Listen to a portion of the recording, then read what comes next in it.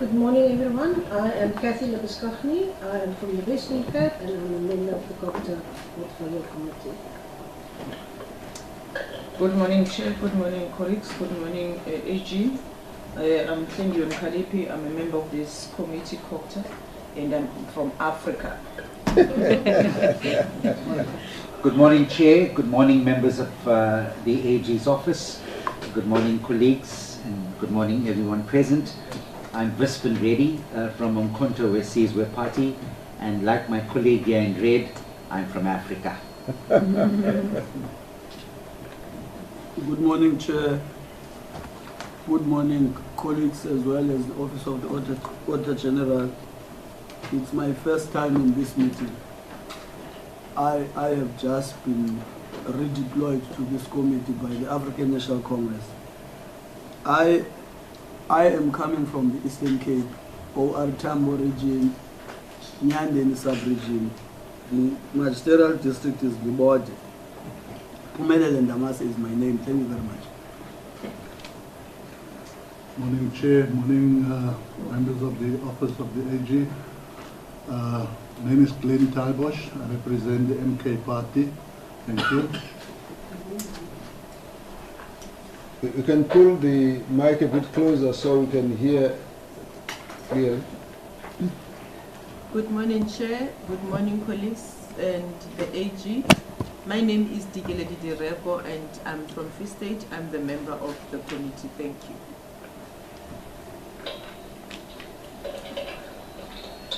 Good morning, Chair. Good morning, AG and the team.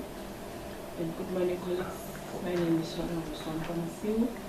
I'm from the Forest and Environment Committee. Thank you. Thank you very much.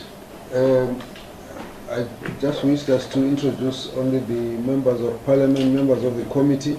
Of course, we've got the rest of the team here from the parliamentary support structure, as well as from the Director General in the Cooperative Department. May I therefore hand over to you, Ms. Maludega, please take us through.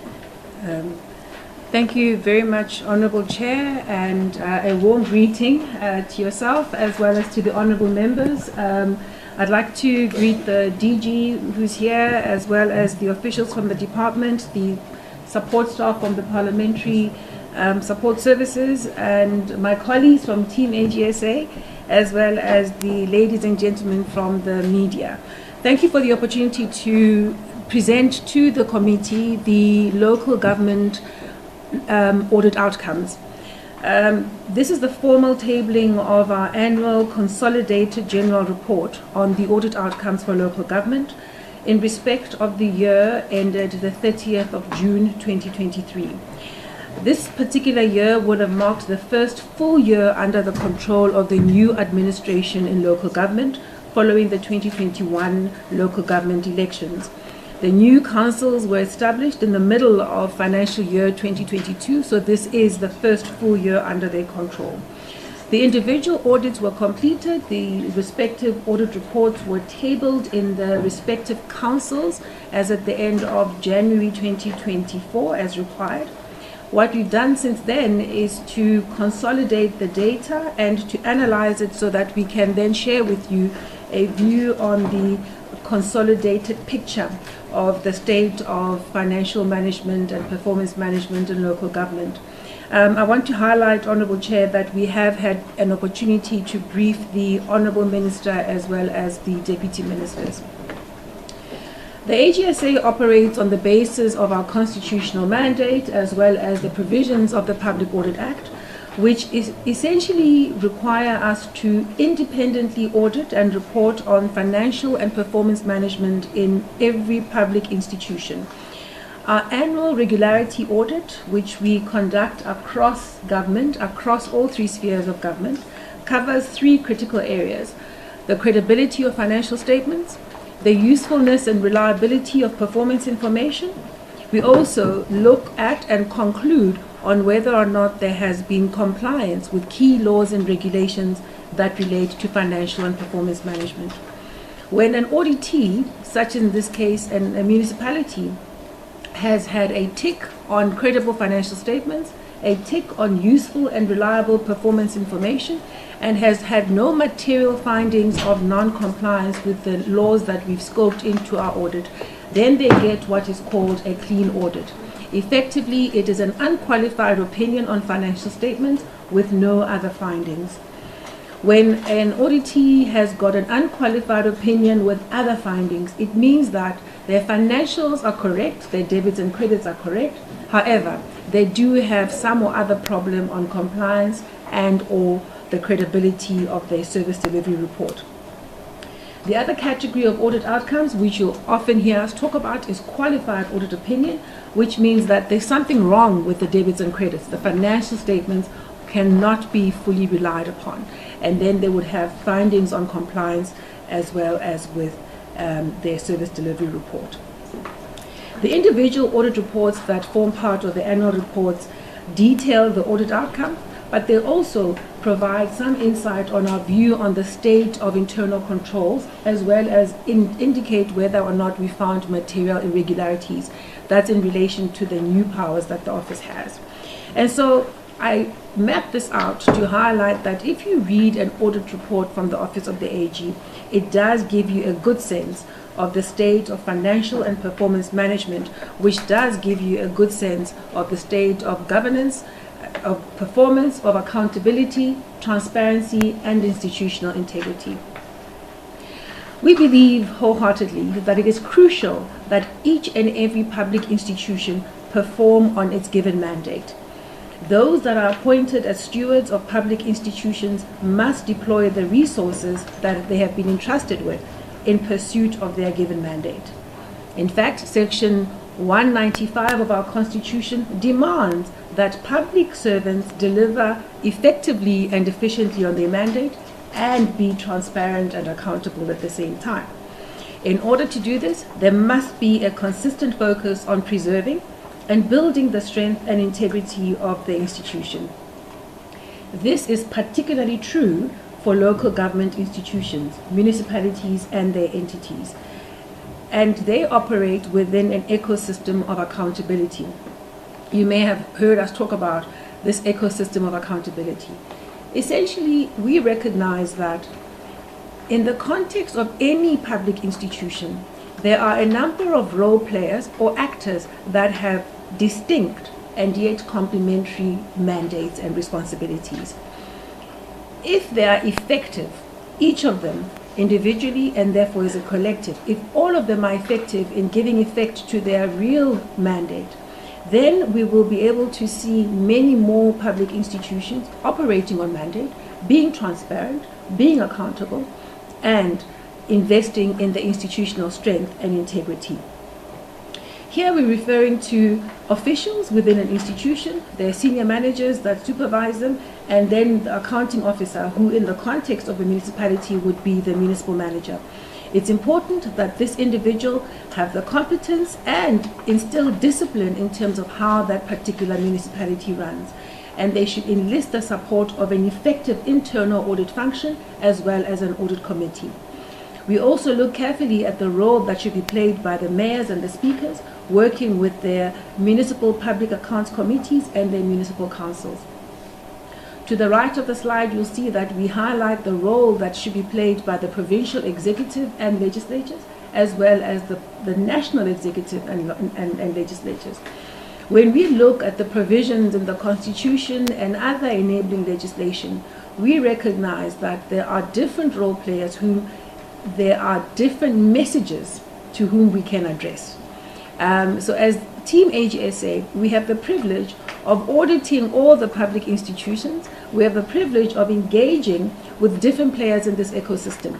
We operate in the context of the accounting officer and the people they supervise. When we conduct the audits, we engage with the executive on a regular basis, and we engage with oversight. We believe that if we can continue to provide insight that's independent, that's timely, relevant, and credible, it can support every one of these players to do their job even better. And if that happens, then we'll be able to get to a point where every public institution does operate on mandate. I now come to the outcomes for local government, just to orientate the honourable members on what the slide says. The top row gives the audit outcomes for the year ended 2021, which was the last year of the previous administration of local government. The 2022 financial year is the one that comes next, and the 2023, which is the third row from the top, that is the set of outcomes as they stood when we completed our audits and we commenced our analysis.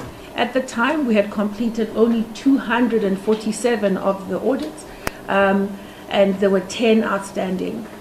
Much of it is as a result of late submission of financial statements. There was one instance where the audit process was delayed as there was a matter that has still to be adjudicated upon.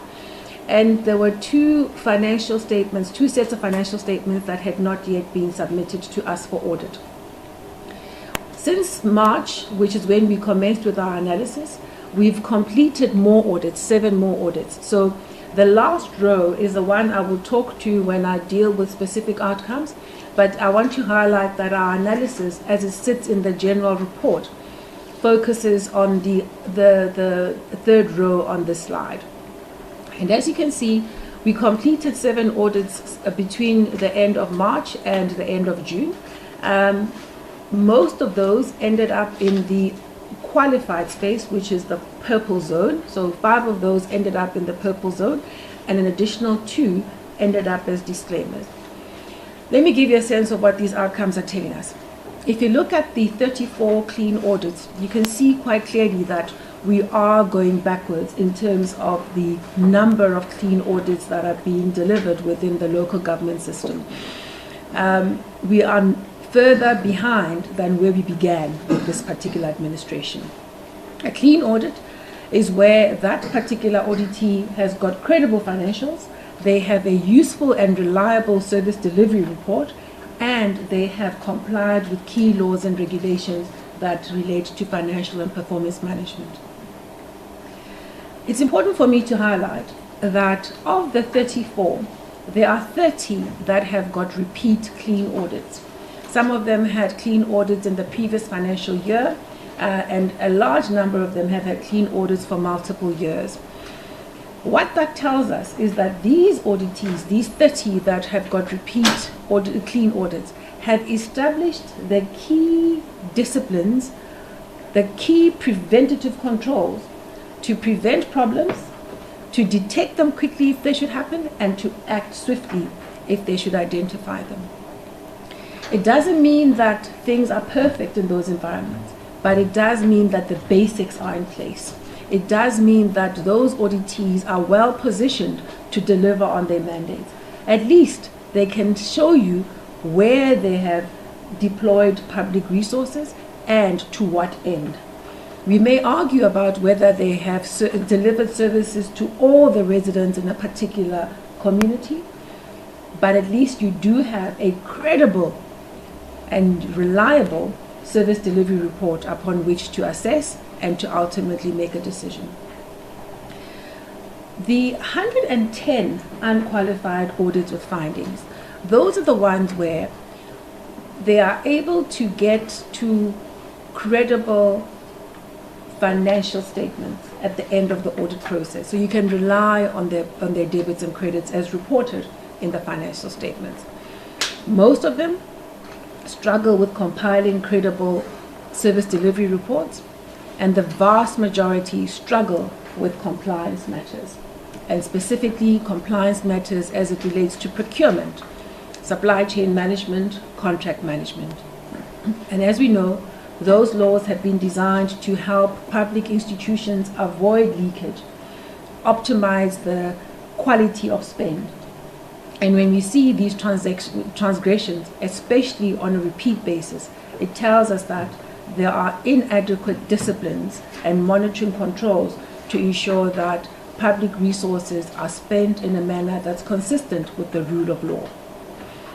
The 90 qualified, the ones in the purple zone, they are the ones where we can tell you where they are struggling with credible reporting on how they've used public funds. The areas where these municipalities struggle tend to be on accounting for revenues, mostly because they don't bill correctly.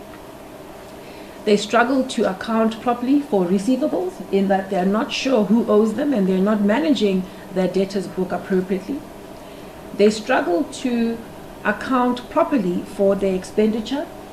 They struggle to account for irregular expenditure.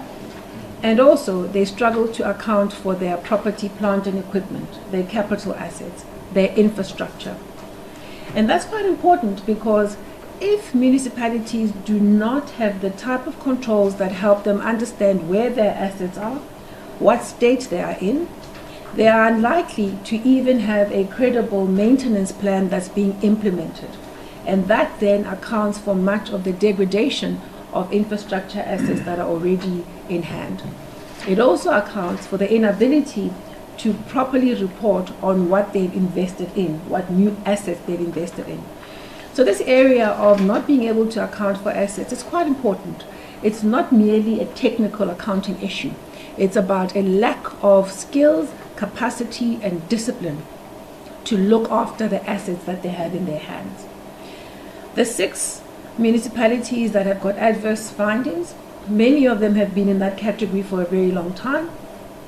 What we're saying is that the financial statements simply cannot be relied upon. And that means that they have a whole lot of problems with different areas of their financial management. Perhaps a little bit of good news. We've been able to reduce the number of disclaimers over time. When we started with this administration, we had 28 disclaimers, and now we're at 14 disclaimers. When we started the analysis, we had counted 12 disclaimers. We've since completed 2 additional audits that fell into the disclaimer zone. What it tells us is that our messages on why it is unacceptable, intolerable for a municipality to have a disclaimer audit opinion year on year on year, that message has been heeded. Our call for the provincial leadership to support municipalities in getting out of this space has actually been taken up, and there have been a number of provincial governments across the country that have made it their business to support municipalities in getting out of this disclaimer zone. There are 3 audits that were still incomplete. Here there's one where there was a delay in the audit process, and then there are 2, specifically Maludia Pofong as well as Ditobotla, that have not submitted their financial statements. And their financial statements have been outstanding for a number of years now. In fact, fortunately, at Maludia Pofong, the financial statements for the municipality and for the water board, those individual statements have been submitted. What's still outstanding is a consolidated set, and the financial statements for Ditobotla have not been submitted. The provincial government in the Northwest is assisting this particular auditee, this particular municipality, to attend to the matter of submission of financial statements. One of the big stories of our report, I've talked about the good news on disclaimers coming down. I want to also highlight that there has been an improvement in the rate of submitting financial statements.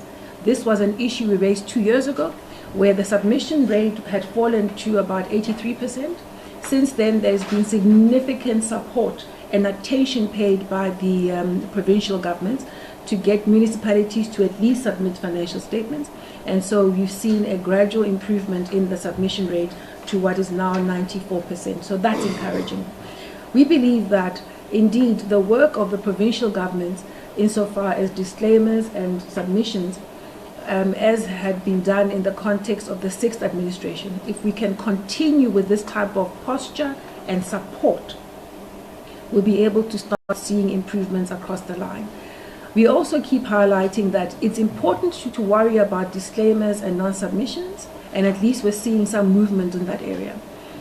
But equally important is to worry about the unqualified audits with findings, the ones in the yellow zone. These are 110. All too often, municipalities celebrate when they get an unqualified audit opinion. But what gets left behind is an understanding of the pitfalls of running a municipality that remains too comfortable in that unqualified space. Because here, they are able to report faithfully on service delivery issues, and they're also unable to procure in a manner that's consistent with the law. And quite often that leads to tremendous leakage. So we believe that there needs to be just as much attention to moving most of these municipalities out of the unqualified space into the clean zone. The 110 that are there includes 77 that have been in the unqualified zone for a number of years. So there's inertia in that particular category, which should worry all of us, because we know that within that 110 are some very problematic municipalities and whose inability to deliver properly and to procure in a manner that's consistent with the law has a direct impact on the lived experience of citizens and a direct impact on the quality of spend of public resources. On page 20 of our general report, we list the names of the municipalities that have had clean audits for a number of years. I think we can all draw inspiration from them, because these are the municipalities that do demonstrate that the basics we keep highlighting as being desirable are indeed achievable. This slide, Honourable Chair and Honourable Members, sets out the audit outcomes per type of municipality. The major headline to this would say, municipalities, large and small, struggle with the same things. If you look at the metropolitan municipalities, the big metros, they account for the significant budget across the country. They look after the majority of households across the country. And if you look at the audit outcomes for these metros, you can see that they're not doing better than the smaller municipalities. And indeed, they should be able to do so. They should be able to hire the type of skills that help them do what's required. They should be able to retain those skills within their environments. And we're seeing that, unfortunately, their audit outcomes profile is simply not impressive. If you look at the intermediate cities, you'll see that, again, we're not having a different profile of outcomes. And again, these are better capacitated municipalities, and so they should be doing a lot better. The 4 clean audits of the intermediate cities are allocated to Umhlatuze in KZN, Stellenbosch, Drakenstein, and George in the Western Cape. Those are the 4 intermediate cities with clean audits. The one audit that's outstanding amongst the intermediate cities is Maludia Pofo, which I spoke about earlier on. If you look at the district municipalities, you'll see again the outcomes are not as impressive as what they should be. And districts are often not as complex to run as local municipalities. And they should be able to lend support to local municipalities. They should be leading by example in the area of running basic disciplines. And we're not seeing that coming to the fore.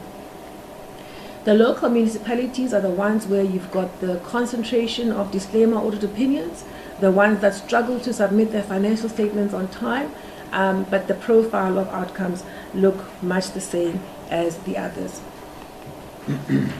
I'd like to just highlight a little bit on the metros. What we found is that in this year, and just to give you the historical account of the outcomes for metros, this year we've only got 1 clean audit amongst the metros, that is the city of Cape Town.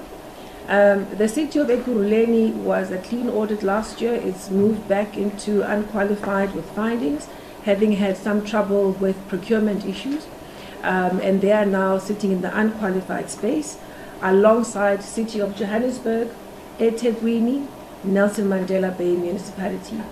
Nelson Mandela Bay moved out of qualified to unqualified, having attended to some financial statements issues that they were struggling with the previous financial year.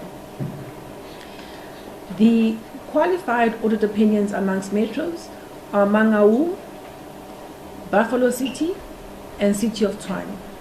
City of Tshwane moved out of adverse audit opinion the previous financial year, and they've moved up to qualified with findings. We're finding that metros struggle with controls over compliance, especially on procurement and contract management, but they also struggle with service delivery information. 75% of metros are unable to produce reliable service delivery reports. And as I say, these are the metros or institutions that should be able to hire the type of skills, to acquire the type of information systems that help them collate the data that allows them to compile credible financial statements as well as credible performance reports. We're finding that metros need support to build capacity, as strange as that might sound. We find that the political instability that often confronts the administration of metros has the direct impact of weakening those institutions. And weak institutions will always struggle to protect leakage, or rather to protect public resources. They'll always struggle to have the type of reliable and predictable controls and systems that make for a well-run institution. And we've seen the direct impact of weakened metros on the lives of citizens. I come now to the message around the disclaimed audit opinions. In the last 2 years, we've been raising the alarm over the number of disclaimer audit opinions amongst municipalities. We've also been at pains to highlight that there is a direct line between disclaimer of audit opinion over multiple years and dysfunction. A direct line between that dysfunction and poor services. So we believe that the debate about whether or not a disclaimer of audit opinion can exist alongside good service delivery, that debate is closed. We can all agree that disclaimers of audit opinions, especially year on year, those are intolerable. And we've raised the alarm. We've also given insight on what's wrong with these disclaimers. We've also raised particular recommendations for provincial departments of COCTA, offices of the Premier, as well as provincial treasuries to support municipalities to get out of this space. And I'm pleased to report that a combination of different actions by the key role players, particularly the provincial executive and their legislatures, and in some instances the national department, a combination of those actions has really supported a number of municipalities to get out of the disclaimer audit opinions. As Team AGSA, we issued a number of material irregularities related to repeat disclaimers, because we took the view, very simply, that if you are a municipal manager and you repeatedly flout the law by not maintaining proper records on what you're doing with public funds, then you're harming the institution. You are neglecting your duties as stipulated in the MFMA. You're harming transparency, and indeed you're harming the institution. So we issued those MIs. So a combination of all these things has led to a situation where we've seen an improvement in disclaimers. And as you would have seen in the outcome slide, we've now had a number of disclaimers that moved out of that zone. This map really sets out where some of the improvements have been seen. Subsequent to compiling this slide, we finished the audits for Kanaland as well as for Mamusa, and they ended up with disclaimer audit opinions. So the number of disclaimer audit opinions increased from the 12 to the 14. What this tells you is that it is possible to move out of disclaimer audit zone, and indeed you can link the number of years where municipality has been in repeat disclaimer, such as Masilonyana for 8 years. You can link that directly in terms of dysfunction at the service delivery level, which affects citizens very, very badly. But I think a very good outcome in that we've seen some encouraging improvements in this area. The provincial outcomes, which I won't dwell on too much, Honourable Chair and Honourable Members, I'm happy to engage with them if there's a particular appetite for. I want to just highlight a couple of messages here. The 34 clean audits, 20 of them are in the Western Cape, and that's been the case for a number of years, where the concentration of clean audits tends to be in the Western Cape. We've seen some encouraging improvements in the outcomes profile for Eastern Cape and for KZN. And in both instances, it's mostly because the provincial executive made it their business to deal with poor audit outcomes for municipalities, whether it was in terms of advocacy, whether it was in terms of monitoring, and often it was in terms of support for municipalities to get better from an outcomes point of view. There are some provinces where clean audits remain very scarce, the Free State and the Northwest in particular, and Limpopo has lost the clean audits it used to have. But Free State and the Northwest, there's something of a drought of clean audits, and that's been the case for many, many years. And the Free State and the Northwest are where you'll find high numbers of disclaimer audit opinions, as well as a tendency to not submit financial statements. Fortunately, the provincial executive in both provinces has driven improvements, especially around submissions, as well as on disclaimers. So we're seeing a movement in the right direction there. But we can come back to the profile of the provincial stories if you'd like to. In our general report, the last section is dedicated to giving you a page and a half of a story about each and every province, so you can have a sense of what sits behind these numbers and the arrows pointing up and the ones pointing down. As part of our audit work, we are required to look at performance information, and that's a requirement as per Section 20 of the Public Audit Act. This area of auditing performance information confirms a worrying trend, which is that the disciplines of performance planning, performance monitoring, and reporting remain weak.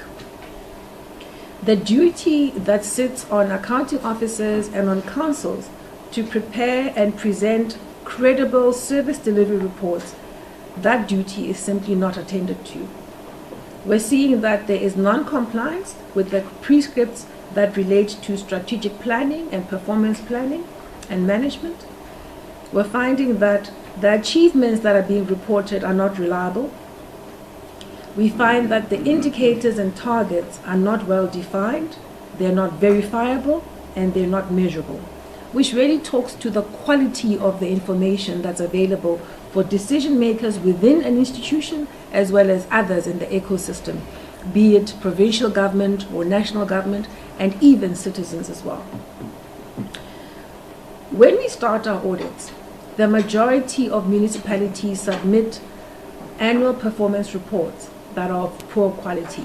So if you look at that graph, you'll see that 73%, that red part, that is the municipalities that submit poor quality performance reports. And the 66 are the ones that provided decent performance reports to begin at the beginning of the audit. Through the audit process, a number of them take the opportunity to make adjustments to the issues we raise, and then the 52% of them are able to publish credible performance reports. And then you've got the 48% where there is still no credible performance report that can be used for decision making. We keep raising this area because the story's been similar for many years. Similarly, even the issue of performance reports not being submitted for audit. There are 5 municipalities, the majority in the Northern Cape, that year after year simply don't submit performance reports. And there's a compliance matter we raise, but they keep continuing on that trend. The key reasons or limitations that lead to poor performance planning and reporting in our analysis remain skills, discipline, stability, because without stability, it's difficult to engage in any long-term planning, let alone focused, dedicated execution. Another key limitation is the absence of information systems that support the correlation of data required on an ongoing basis. We found that instead of attending to these weaknesses that we report on year, accounting officers opt for managing performance off the books. Instead of managing performance on a public-facing annual performance plan and report, they rather have something off the books that they use. That limits transparency, and it also makes it difficult to drive accountability. What we're also finding is that instead of dealing with the core limitations, accounting officers then opt for easier targets, and often targets that bear little relation to their key service delivery mandates. And so our appeal is that stability must be there, skills must be there, the different players in the ecosystem, including audit committees and internal audit, ought to worry about service delivery reporting just as much as they worry about financial statements. As part of our audits of looking at financial statements but also performance information, we look at how grants are being managed in local government, the grants that come from the national fiscus. In order to build and maintain their infrastructure, municipalities are highly dependent on grants that are provided by national government. Many municipalities struggle to spend their grants within the stipulated timeframes, and mainly it's because of a limited capability to manage projects, especially those that run across multiple financial years. Significant underspending, especially at those with disclaimed audit opinions, continues. And if you look at the Free State and the Northern Cape, that's a real feature. We've also seen that some municipalities, because they've got their own financial viability problems, tend to then use these funds, these grants, towards expenditure that is inconsistent with the intended purpose. And then when they do spend the money on infrastructure, all too often, it is spent very poorly. We visited 75 projects across different municipalities. And here, Honourable Chair and Honourable Members, we focused a lot of attention on selecting projects that were being run by municipalities in the unqualified zone, the ones with the yellow zone. And what we found was that the majority of projects had some or other problem. Either they were delayed, the work was of poor quality, there were cost overruns, or even when projects were completed, they were not put into use. And of course, the ongoing poor quality of spend of infrastructure monies has a detrimental impact on service delivery. It also causes harm to the public, because you can imagine if the assets that are in place are not being maintained well, and the assets that should be put into the ground, the newer assets should be implemented, are not being implemented, then you end up with wastewater treatment plants that are overloaded, which then causes harm to the environment and harm to the public. When we look at this in our analysis, we find that there are inadequate skills and capability to manage infrastructure projects. We find that even when there are infrastructure units set up, there isn't enough order in those areas. Job descriptions are unclear, the discipline of how projects will be managed is not there, there's poor management and performance management of the people within the municipality, the standard operating procedures are not there. So there's significant amount of effort still required to build the capability in municipalities to help them run infrastructure projects. If we don't deal with this, we'll continue to have poor quality of spend, and we'll continue to have degradation of infrastructure assets, and we'll continue to delay bringing on stream the new projects that should be supporting service delivery. On financial management, this is now specifically on the debits and credits. This slide, I just want to highlight a couple of messages. If you look at the graph in the middle of the slide, the green tells you about the percentage of municipalities that had credible financial statements when we commenced our audit. The dark blue, which is the 74%, tell you about the number of municipalities that had poor quality financial statements when we commenced our audit. During the audit process, most of them corrected those misstatements. So you find that between the 34 clean audits and the 110 unqualified with findings, you do have a majority of credible financial statements being prepared. But that masks something. It tells us that the basic disciplines of financial management during the year are not in place.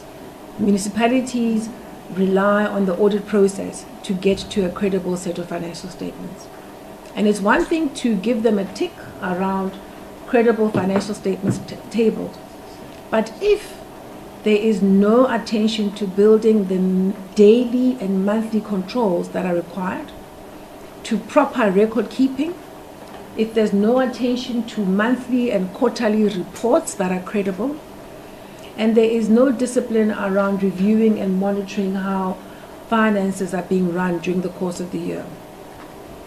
If those things don't happen, these basic disciplines, the ability of municipalities to respond to crises will forever be limited. The ability to limit fraud, even by their own officials, will be limited. Because if you're not clearing suspense accounts and reconciling matters on a regular basis, you're not going to identify that something's going wrong in a particular section. The poor management of cash flows will continue to bedevil many municipalities, and they'll end up paying interest and penalties to key suppliers such as Eskom and the water boards when they could avoid it. And yes, a large number of them have got real financial pressure, but that should be an alarm bell to say, do manage the resources you do have much more effectively. So we're finding that all too often those basics are not in place. And here we would cite as key root causes: lack of skills, once again, lack of information systems that are reliable, the instability often in a number of municipalities, which often follows political instability. And then we also find that there are inadequate consequences for poor performance. So if you have a CFO in place, there is no reason why they should not be able to compile a set of financial statements that's credible. If they have a team around them, there's absolutely no reason why. And if you set a culture where they continue to get away with that, then you'll not be able to build an institution of strength, an institution of integrity. Partly because of these weaknesses around skills and discipline and culture, we find that there's ongoing reliance, over-reliance on the use of consultants to compile financial statements. And this is a message we would have issued many times before, and I know I'm going to sound like a broken record. I'll give some good news. Following a number of messages over the years about why this is unsustainable, why this is intolerable, a number of provinces have responded, a number of municipalities have responded. So the amount of money being spent by municipalities for this purpose has reduced from 1.63 billion last year to 1.35 billion in the 2023 financial year. For the first time in the 11 years we've been tracking this number is moving in the right direction. There is a profile there which will show you which provinces are doing better and which ones not so much. The slide on the right, the right-hand side part of the slide highlights a key message, which is that the audits with clean audit, the municipalities with clean audits still use consultants, but to a much less extent. They use them for specific technical issues. The ones that over-rely and spend the greatest amount of money are the ones with the disclaimer, audit opinions, the adverse, and the qualified. And so it tells us still about the lack of skills, the lack of discipline, the lack of consequences. It also tells us that the attention that we pay to helping municipalities at least submit financial statements, get out of disclaimers, move out of qualified, that attention must be matched with attention to getting them to build their own institutional capabilities. Because if you don't invest on that, this support that's offered will always have a very short-term benefit in that at least audit outcomes look better, we all feel a little bit better, but then underneath it, we're not building the capability that municipalities require to run their affairs.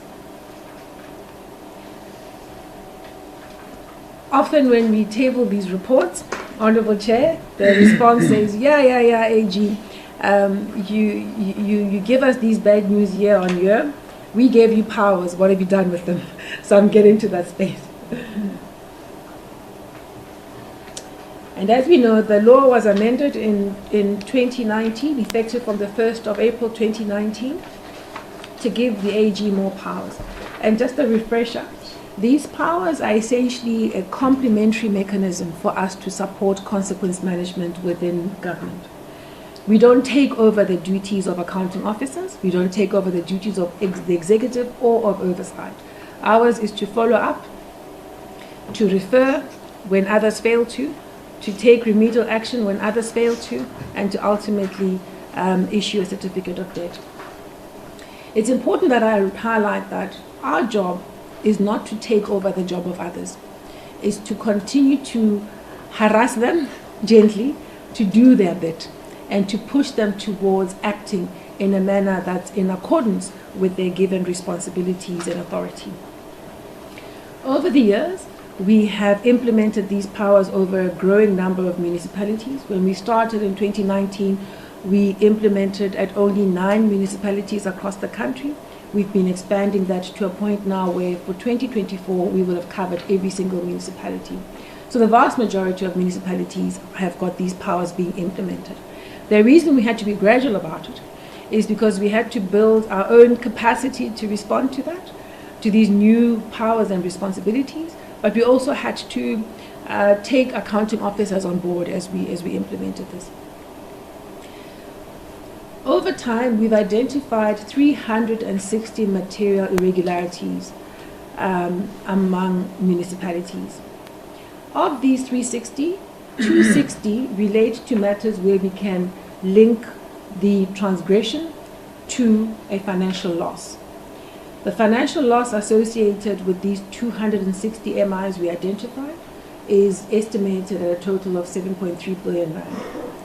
This is now the MIs we've identified through our sample of auditing and MIs where we identified that the accounting officer was not yet acting on the issue. If it's an issue and they're dealing with it, we don't raise it. It's only if they're failing to act on it that we'll raise an MI. The areas where we raise MIs relate to things that will sound familiar from what I said before. Not having controls to pay only for the goods and services you've received. Financial losses arise when procurement processes are not run in a manner that's consistent with the law, resulting in unfair, uncompetitive, and uneconomical procurement processes. We've also raised MIs where there's ineffective use of financial reporting consultants, and we focused here only on consultants that relate to financial reporting, because that's an area we deal with directly. But the issues that sit underneath these decisions to keep relying on financial consultants, those matters would apply to other types of consultants that are being used in municipalities. We've identified MIs where revenue is not being billed or not being recovered.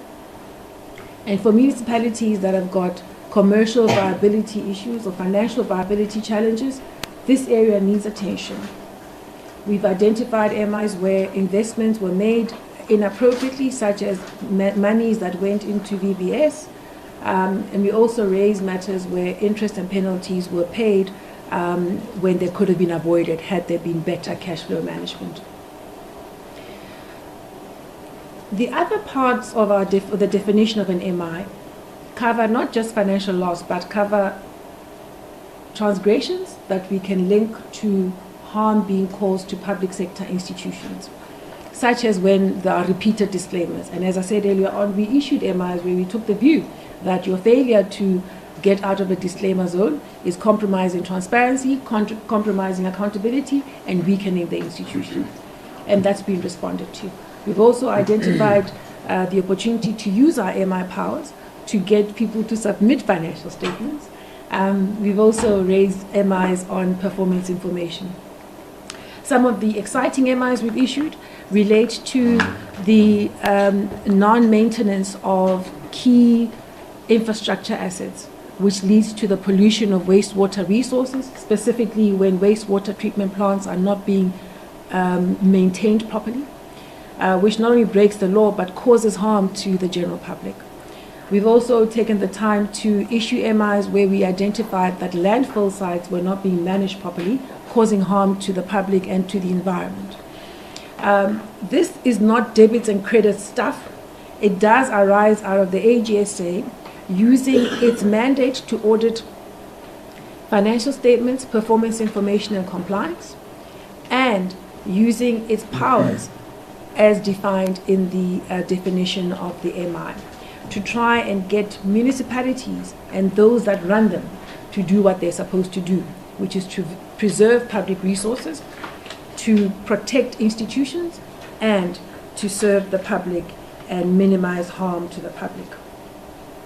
The impact of the work that we've been doing on MIs is such that we can report that through the responsiveness of accounting officers, so we're finding that when we issue an MI, accounting officers do respond. Many of them have set about ensuring that they strengthen controls so that they don't have a recurrence of the issue. They've set about disciplining officials employed by them. Because there used to be a delay or a reluctance to do that. We still find it, but we find that if we issue an MI and we keep following it up with the recommendation and even the threat of taking remedial action, the disciplinary processes do begin. We've seen accounting officers reporting matters to law enforcement for investigations and criminal investigations. We've also seen submissions of financial statements, fixing wastewater treatment plants, which really has a direct impact on better living conditions for citizens. And we've also had supplier contracts reversed or cancelled as a consequence of us using these powers. In terms of resource protection, 261 million rand has come back into the coffers of respective municipalities. 218 of financial loss has been prevented, and 444 million rand of financial losses are being recovered. That's a total of 924 million rand of resources being protected as a consequence of the AGSA using its powers of enforcement. Ours remains, and I'll say it again, not to take over the duties of accounting officers, but to use our powers to compel them to act in a manner that's consistent with the powers and authority in their name. We've seen them also referring matters directly for investigation, and we've also seen them following up on investigations in the way that they never used to. When we look at the 924 I talked about of resource protection, and you look at the 7 billion rand of losses that we've estimated, it's a pretty big gap. So it tells us that we cannot rely only on these MI powers to get local government operating on its mandate and with efficiency. It's imperative that we worry about getting the people who are running municipalities to do so properly. So our call to action, Honourable Chair and Honourable Members, remains pretty much what you've seen before. And it's mainly because the root causes to these problems remain what you've seen before. We've talked about inadequate skills and capacity in municipalities. We highlight that there are governance failures, starting with political instability, as well as the poor functioning of councils and other players in the ecosystem of accountability. We also highlight that we've got to push back on the culture of poor accountability and poor consequence management. So our recommendations will sound familiar, but that shouldn't surprise you because the root causes remain the same. It's important that there be attention to professionalizing local government and to capacitating local government. Crucial that there be people of competence, people of good ethical posture, people of conscientious attention to their duties, and people who will do what they're supposed to do and be willing to be held accountable for it. Also important that we worry about getting everyone in the ecosystem of accountability focused on building capable institutions. And yes, that's going to take time. And yes, sometimes it's easier to chase the wind of submissions and disclaimers, as important as that is. But it's important also that we worry about building institutional capabilities for municipalities. As you would have heard earlier on, even the metros have got weakened capabilities to do what they're supposed to do. And lastly, it's imperative that there be a focus on building a culture that's characterized by ethics and accountability.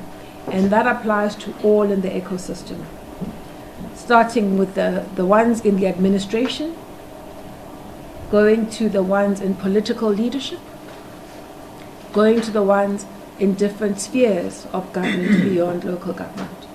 If we don't do that, we're going to continue to see weakened institutions at local government level, and we're going to see an ongoing degradation of service delivery, and we're going to see ongoing diminishing trust between municipalities and the people that they serve.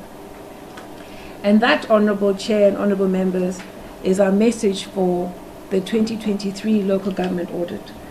The report itself is available on our website of the AGSA, mfma-2023.agsareports.co.za. And perhaps before I sign off, having highlighted our recommendations, having highlighted our call to action, it does give us encouragement to have heard the attention that the national government plans to pay to local government. It does give us comfort that all in the ecosystem of accountability are just as concerned about local government as they should be, and that they are intending to focus their attention on building the institutions within local government and in supporting municipalities to effectively deliver on their mandates. And that's a source of inspiration and hope for the teams at AGSA, and I hope that is so for all the citizens across our land. Thank you very much, Honourable Chair.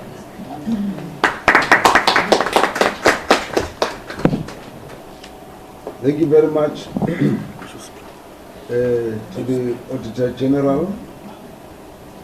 May I take this opportunity to welcome the Minister, Honourable Minister Bulawaya. Thank you very much. We did get an apology that you'll be joining us late. And the Deputy Minister, welcome Tao. I don't know if at least I can see the Deputy Minister, I'm not sure if both are here. Only one. Oh, thank you very much. Yes, and indeed we find this very good to have your company, and we are aware you are very, very busy.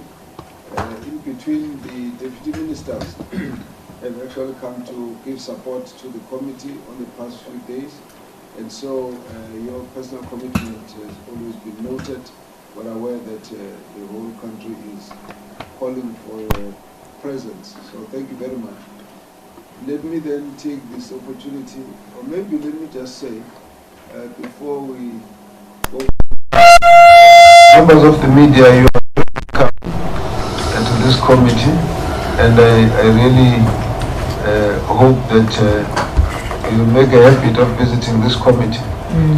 And isn't it, members, look at us, we're all smiling now, waiting to appear on television. So, but thank you very much. I think what is important for us in your presence is to be able to carry the message through that we are fighting for transparency. We would like to make sure that whatever is happening is known by the public and it happens right in the glare of the public. But in addition, we also would like to thank you for helping us to spread the news. All this information is more useful if it is known by the people out there in the whole country, and therefore we want to say thank you. Once again, thank you very much, Honourable Ms. Maluleke, the Auditor-General. I must say that it's been quite an informative report, and for us, we will need time to study it. But nevertheless, there are already some few things that for us are important. Between us, yourself, the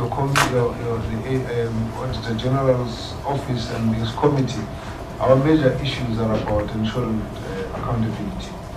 That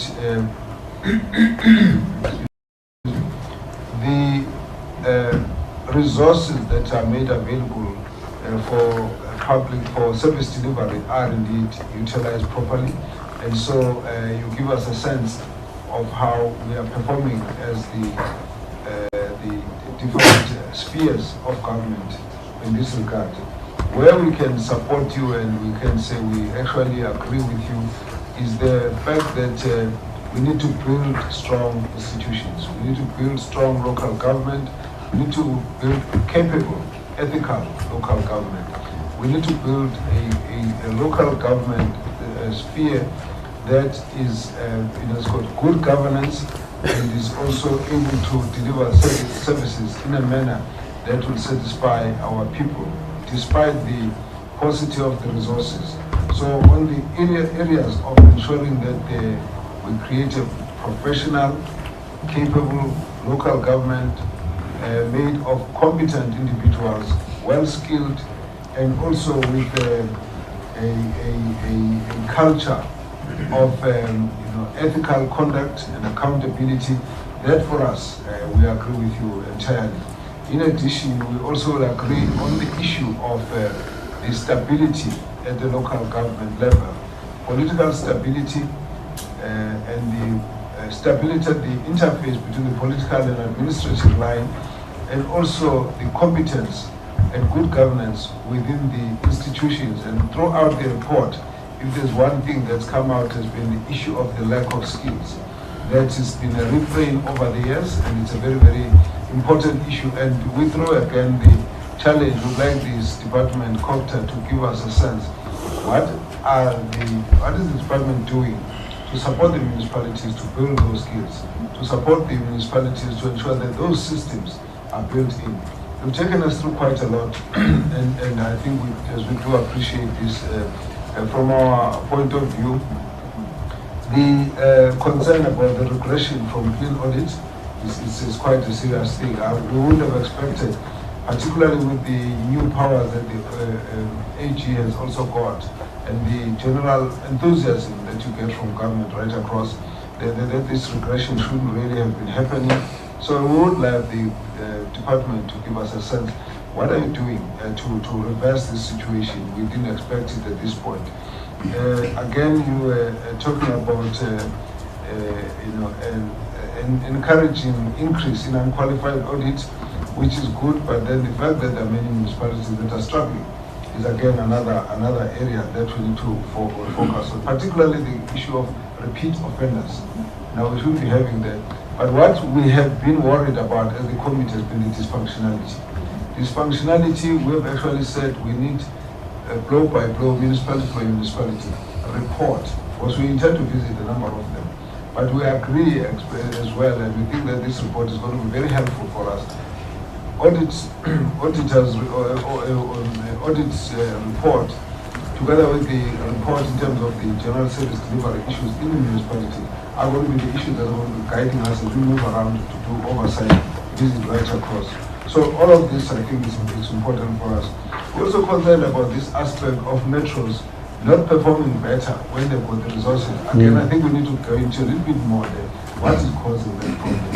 And the department is going to obviously help us to understand why, when you got a metro that's got enough resources to be able to get the best skills available in the country, why should they struggle like small municipalities? What is the problem there? So we need to get to that kind of understanding as well. Excuse me. So look, I think I'm going to allow the members to take us through their own views, their comments, their concerns, so that we can deal with this.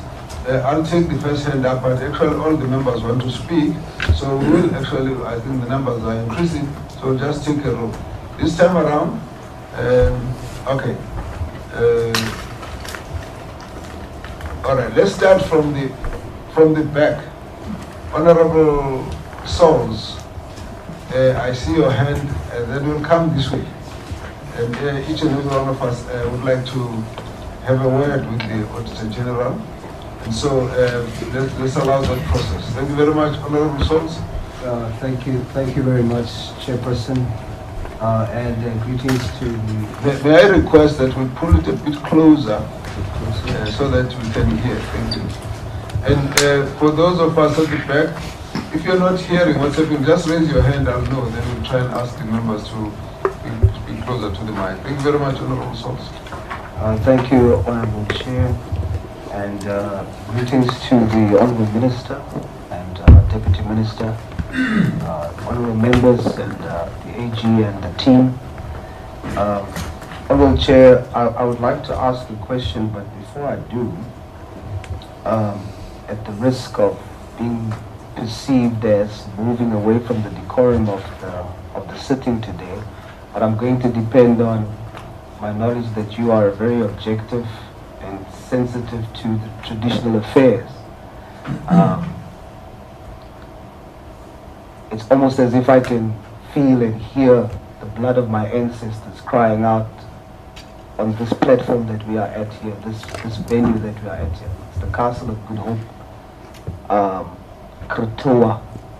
At the age of 11, was brought here, a Khoisan ancestor, was brought here at the age of 11 and was a domestic worker and servant of Jan van Riebeck, and was raised here, became an interpreter. Order, please, Chair. Order.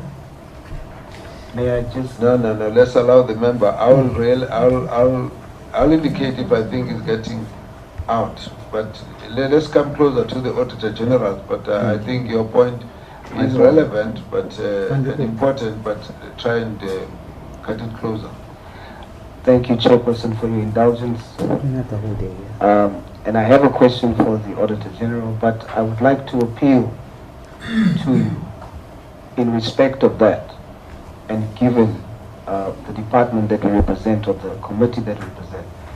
Is it possible somewhere within this meeting for us to have a moment of silence in remembrance of our ancestors that was at this particular venue and location, and in consideration of what they went through and our history as Khoisan and Busman people? That's my first request, Chairperson, and then my question to the AG. On the slide of the material irregularities, the status and the impact,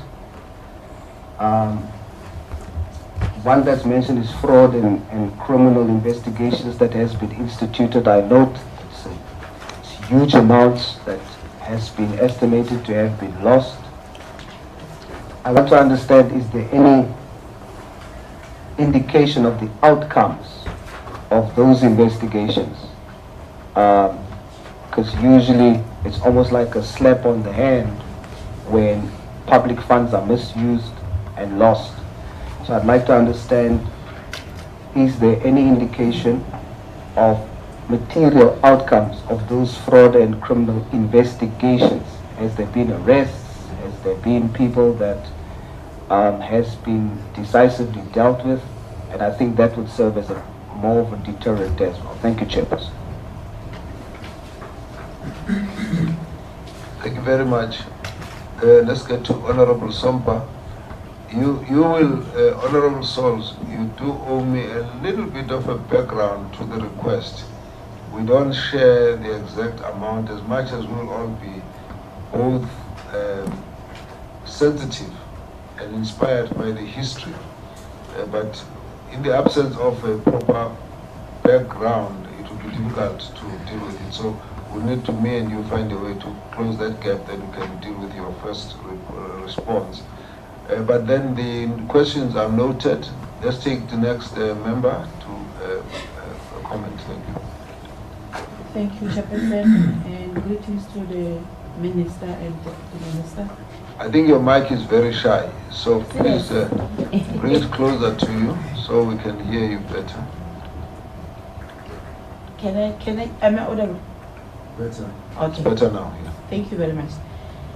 Greetings to the Minister and the Deputy Minister, the team of Cooperative that is here, the AG and her team.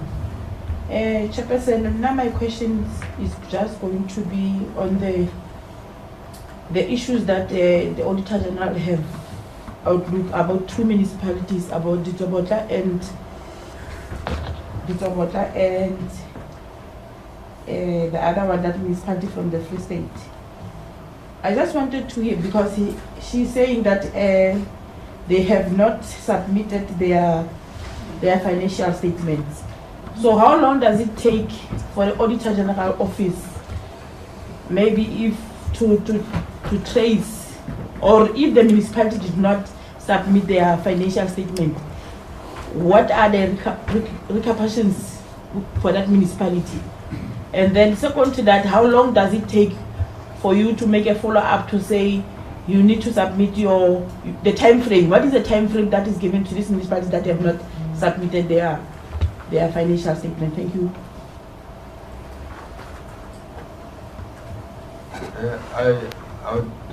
I don't know if that was quite clear. Yes, okay, thank you. I think that's fine. Please, let's get Honorable Director. Thank you, Chair. Greetings to Deputy Minister and the Minister and the Office of the AGs.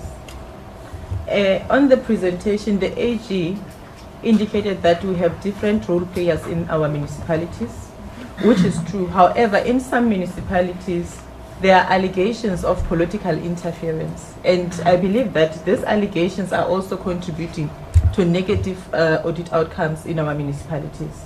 During this audit, has the AG's office come across political interference? If there's such, what are the recommendations from the AG?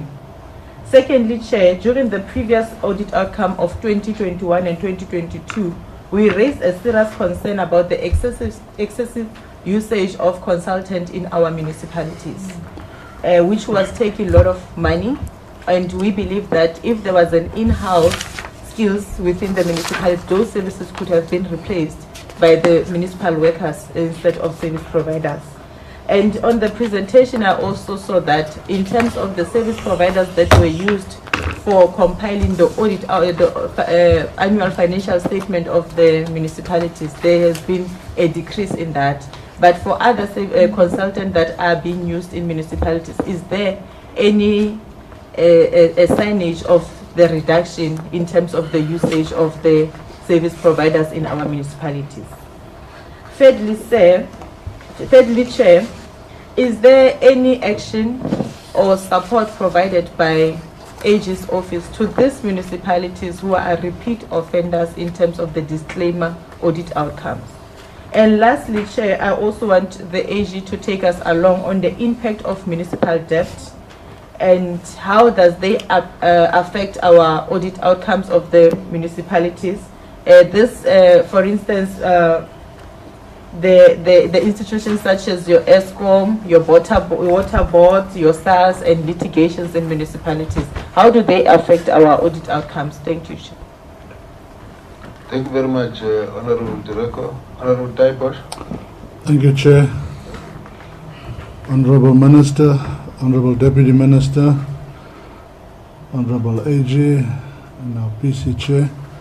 I just want to mention one of the municipalities that I've mentioned in our portfolio committee meeting, and it because it was also part of my constituent work when I was on recess, as Maluti Apufong. Again, it comes up here as one of the municipalities that has outstanding audits, which means they have not submitted the documentation for audit. Now again, currently, it's still a problem, and as I've mentioned in this meeting,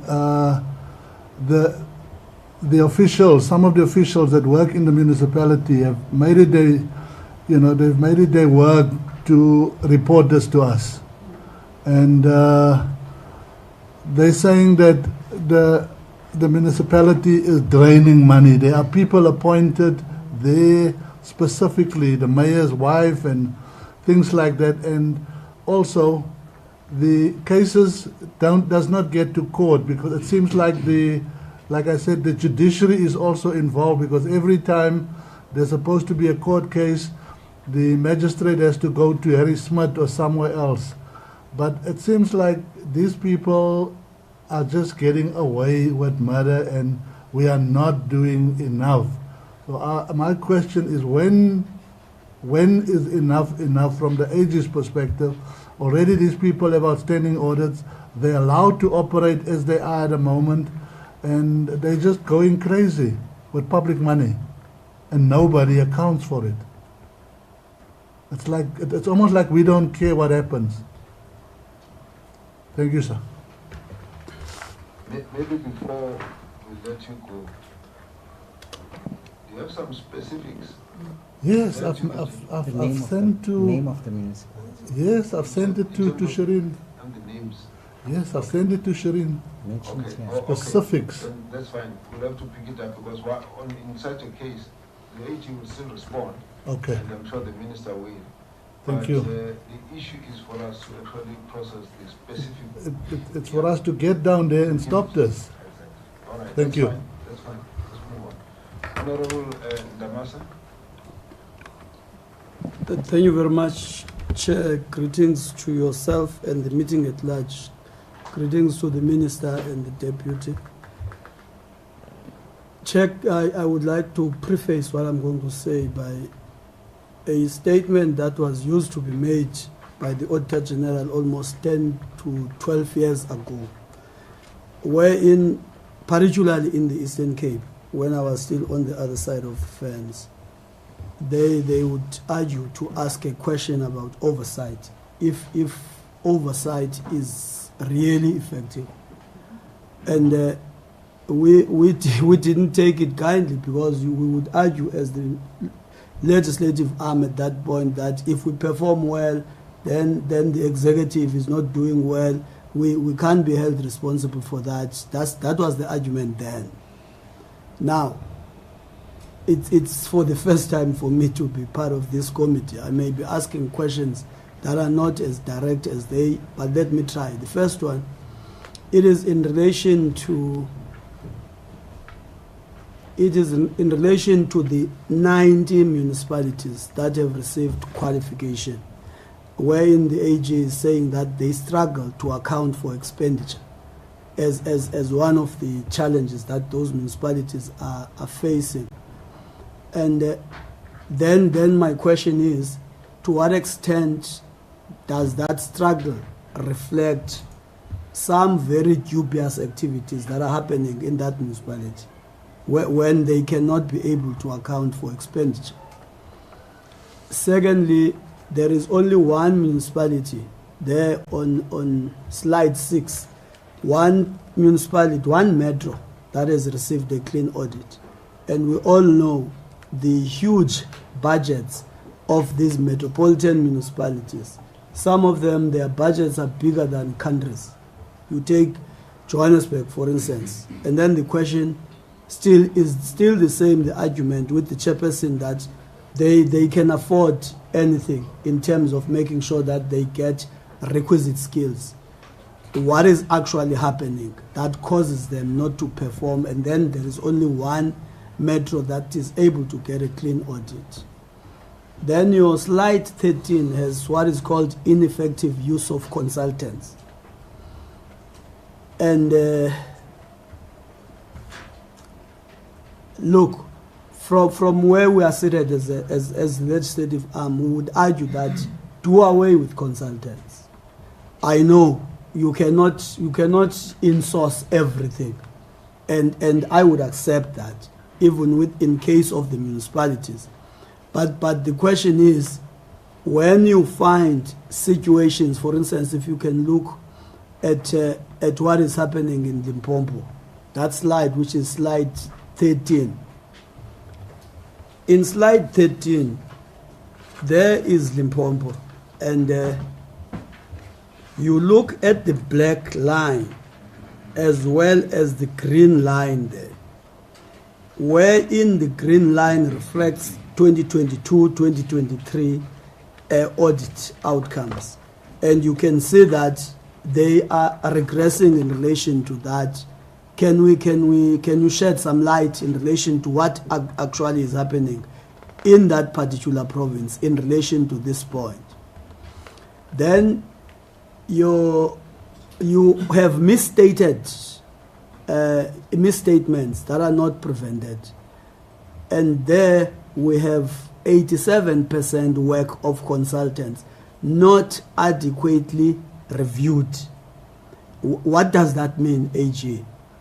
If these municipalities hire consultants and then at the end of the day, a whooping 87% work of those consultants is not adequately reviewed, then there are 9 municipalities wherein there is, the AG is arguing that there is poor project management. And then 4 municipalities, consultants did not deliver. Then the question is, when consultants have not delivered, what exactly has happened in relation to that kind of a transaction? Then look at the material irregularities. First, before I come to this question, can you shed light, AG, if there are specifics wherein you have issued a debt against a particular municipal manager or particular municipal managers? I know the amendment to the Audit Act is not as far as we would have wished. Are you therefore saying there, AG, 7.34 billion rands has been lost through material irregularities? Then you look at your slide 15.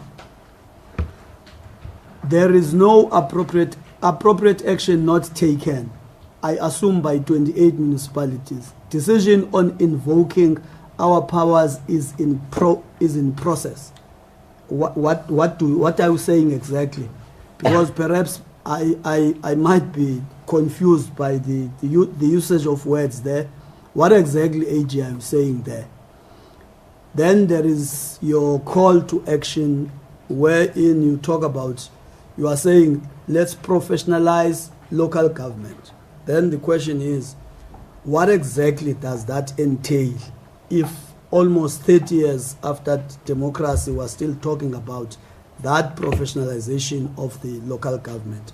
Then on the book that you have here, if I look at page 113, wherein you are talking about 3 municipalities in Eastern Cape, in Amatole, Makana, and Sundays River, wherein you are saying, despite spending a combined 42.5 million on consultants, then you are therefore intimating that they received disclaimer.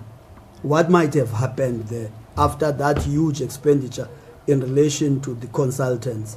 And then if you look at the same page, the other side of the page, where there is an issue of the infrastructure grants within the financial year, but 7 underspent these grants by more than 10%. Amatole and OR Tambo district municipalities were the primary contributors to this underspending, leading to the National Treasury withholding 90.9 million rand and 188 million rand. Now, my question goes to the department now. In relation to those, because if you look at these municipalities, your OR Tambo is a water services authority, the Amatole is a water services authority, and we can go on the ground. These municipalities have never achieved the RDP standard in terms of the access of water. Remember, RDP standard is 200 meters for each household away from a tap, and including my own community, my own locality. They have not. I'm talking about OR Tambo this time around, and the same thing is with Matol, and then their expenditure is as pathetic as is reflected on page 113. The last one, Chair. Okay, the last one is on the issue that relates to the Municipal Public Accounts Committee that have failed in their oversight role. Does that mean, as both the department as well as the committee, we must prioritize to make sure that we come closer to the performance of the public accounts committees in the municipalities? Thank you very much. Sorry, Chair. No, that's perfectly fine. Thank you, Chair, Minister, Deputy Minister, the AG and her team and colleagues. The AG's report is a wake-up call. It is a reminder that we cannot continue with business as usual. Our people deserve better, and it is our duty to ensure that local government delivers on its promises. We, as this committee, will continue to fight for accountability, transparency, and service delivery that meets the needs of all South Africans. I want to thank the AG and our office for an excellent presentation and for continuing to hold a mirror to the face of local government. The road ahead is challenging, but I believe that with determination and a political will, we can turn the tide and restore faith in our local government institutions. Chair, if you'll allow me, I would like to deal with some specifics raised by the AG, which I think is important that we all need to take note of. And I would also like to make suggestions, proposals on how we could best deal with this. One of the most alarming trends in the report is the deterioration of unqualified audits. We are not merely stagnating. In the words of the AG, we are going backwards. The lack of proper controls, particularly in maintaining asset registers, is a glaring issue. Municipalities are unable to report accurately, and this incompetence trickles down to the basic services that our citizens are denied daily. It is unacceptable that municipalities like Maluti Apafong and Ditabona, is it Ditabona? Desobodla. Have failed to even submit their financial statements. This is a dereliction of duty, and it is a betrayal of the public trust. However, there are glimmers of hope in the report in an otherwise bleak landscape. The fact that there are 30 entities that continue to achieve clean audits is a testament to the fact that when basic financial disciplines are in place, success follows. Municipalities like Umhlatuze, Stellenbosch and George, among intermediate cities, have shown that it is possible to achieve clean audits even in these challenging times. Yet these are exceptions rather than the norms. The reality remains that our largest metros, which serve the most households, are not performing better than smaller municipalities. And this should be of concern to every one of us.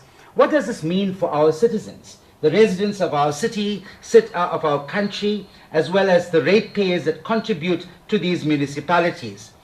It means that despite the vast resources that are at their disposal, these metros will continue to fail to deliver the basic services to the people that desperately need them.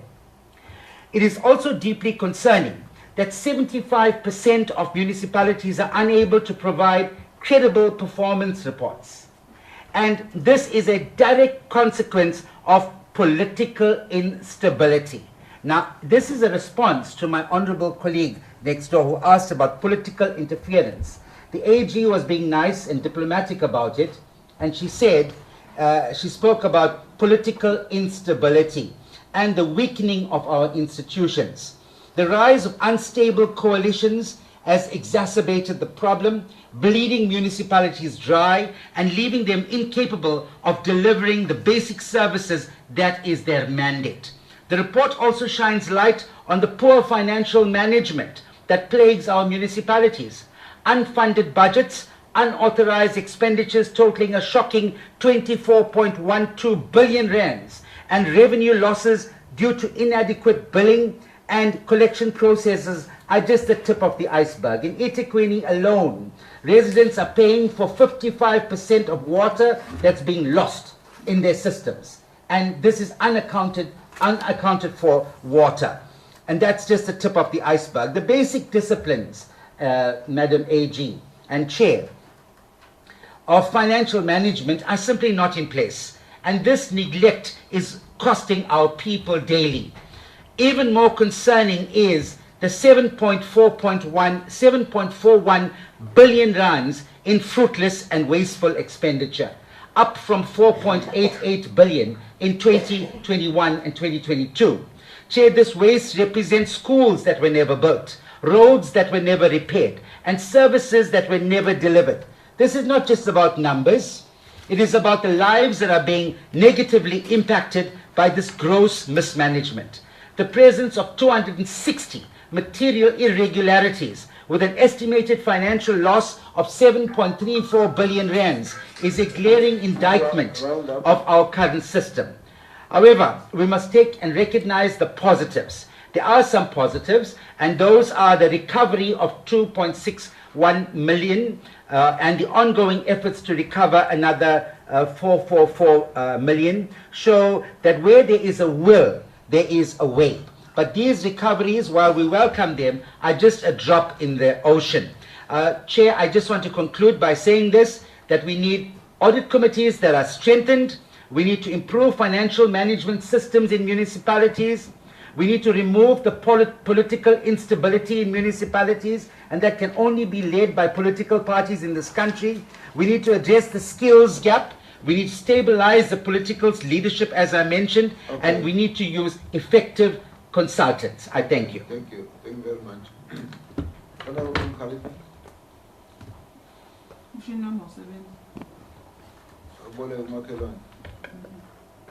Oh. No, Chair, uyasebenza umshini wami. Greetings to you, Chair. Greetings to the AG and colleagues and the Minister and the Deputy Minister right there at the back. Don't sing about it. Umshini wami. We can start one. No, thanks, Chair. Thanks for the opportunity. The presentation from the AG is always on point. As you alluded, Chairperson, from the beginning, that this report or this presentation is also preparing us to engage with municipalities. It gives us a very clear picture when we have to engage with municipalities. Chair, the 34 municipalities that obtain clean audit is a cause for concern. We can't have 257 municipalities, but only 34. Only 34 out of 257. I know the AG said 10 is still outstanding, but at least 247 municipalities has been audited, and this is the outcome. And it's even worse when the AG is saying 36 municipalities have regressed. I know from 2020 to 2021, we had 41, but unfortunately we are not going forward, we are going backwards. Chair, the AG also touched on the issue of the Public Audit Amendment Act, because always we receive such reports, very nice, we are equipped, we are empowered, but at the end of the day, AG, want to know what are the consequences, what will happen? Because you said those 34, 30 of them, they're repeaters. So 4 of them, they are new. So what happened to the rest, AG? I know that the accounting officers, according to your powers, they are also expected to adhere to your recommendations. As a result, I want to ask a specific question. How many accounting officers have been taken to action? Because they are not accounting for these public funds. And we are saying correctly on the page 20 of this consolidated report, we have even said a clean audit is not always an indicator of a good service delivery. So it can be that you always point to municipalities to say, there is this that you need to attend as an accounting officer, and nothing that is promising. Because remember, as we are saying that this does not always indicate a good service. We are talking about the poorest of the poor there on the ward level, where they are waiting for service delivery from the municipalities. And we've been engaging with the department on these issues because it's a huge concern. People, they vote every 5 years, but they don't get service delivery. And the public money, which is their money, by the way, when you go and pay for tax, you are expecting a good service delivery back. But people who are supposed to guard that money, they are not doing that. And there are no consequences. Maybe SG must tell us specifically, Uguti, no, after I have empowered through the amendment of Public Audit Act, this is what I have done as an Auditor-General. There is one. During floods AG, you conducted real times audit. I think we have engaged on other platform. Please, can you also share with us, with this committee, did you win? What was your achievement on that one? Because I think receiving such a presentation or this information, sometimes we feel that as a committee is quite late. And if AG have told us in time, I would know, look, you need to tap in here and there and there. Maybe the committee will do something and ask the department. Going to page 8 of the consolidated report, you are saying that under the, what should be done about the situation, which is the current situation, which is not good. You are saying that capable institution with intergovernmental support in all spheres of government through coordinated and collaborative efforts in partnership with municipal leadership will promote strong governance. Is it happening, AG? Are you coordinating this, or is anyone from intergovernmental support coordinating this? Because it's something when we receive your report, the department will come and present, and also treasurer will come and tell us in terms of section 154, we are giving the support on a particular municipality. A case in point is Durban, is eThekwini. We are receiving different reports. We receive a report from the department, and we know there's a support from the president and also from the previous administration in KZN, but we don't know what is the real problem. That takes me to the second question.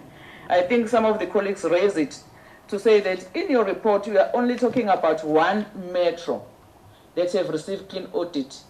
And you are saying that intermediate cities, and you mentioned that Buffalo City and Tshwane. According to my understanding, Buffalo City and Tshwane is part and parcel of 8 metros. And we need to get to these municipalities, metros especially, because there's a lot of money that needs to be accounted for in the metro municipalities. AG, if you can tell us, which are those, what is the really picture in those metros? And then, Chair, because I'm mindful of the time, the last question that I want to ask from the AG, do you physically verify this project? I know you mentioned of one in Kimberley. That is not a good picture when you're painting here in Msunduzi. And you also in your presentation mentioned that you only visited 75 projects. So are you having a capacity as well as AG? I think you remember one matter that we dealt with in Metsimahul, whereby millions were spent, but only when you do the verification physical, there was no spot field, but money has gone. So when you do conduct this audit report, AG, do you do the physical verification? In terms of the UIWF, because everyone must account for the public purse, do you also tap on the council resolutions? Because that's where corruption happens, AG, whereby the municipality will go to the council and say, let us take a resolution in this council, and also the role of the MPEC. Are you also ensuring that those MPEC are doing their job in terms of the accountability? Thanks very much, Chair. Let me just pause there. Thank you very much. Honorable Kalibi. Honorable Thank you very much, Chair. Thank you very much, AG. I have a few questions that I would like to ask, and I start off with the number of municipalities with unqualified audits, and where you also mentioned that out of the 110, 70 of them are there for years. And then I will want to link that to the management of grants, where there's a referral to unspent grants, or the problems found is the delays in grants, the poor quality of services in infrastructure grants, and the cost overruns. And you've mentioned to be able to do this report, you visited 75 projects in unqualified municipalities. Now my question is, there is the concern that you raised about unqualified municipalities that are there for years. First question on this is, in these 75 projects that you visited, has there been any severe weather conditions or disasters that had impact on that? And if so, do you think that the fact that we are dealing with increased disasters or severe weather incidents, it has a very big impact on infrastructure all over, will have an impact on municipalities deteriorating to, in the end, to municipalities with qualified audits, and does it need stricter regulations on how these grants should be spent or not?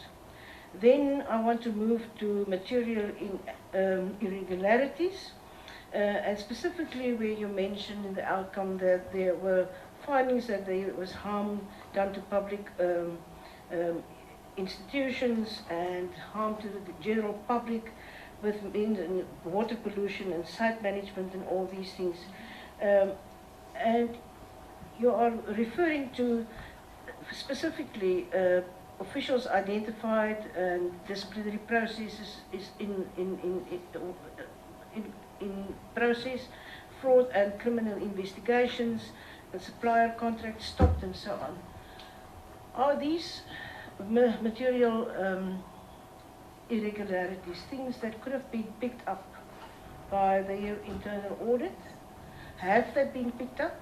And if they have been picked up by either internal audit and or the provincial departments through various reports, what was the reasons they gave you? And if you, I assume this is a little bit of an unfair question to the AG, but I would like to hear your answer, because I want to direct the same question then to the department and say, why does provinces don't pick it up? Why don't they do consequence management? And then my question is, what is it that we as the portfolio committee chair can do to support our, or to make this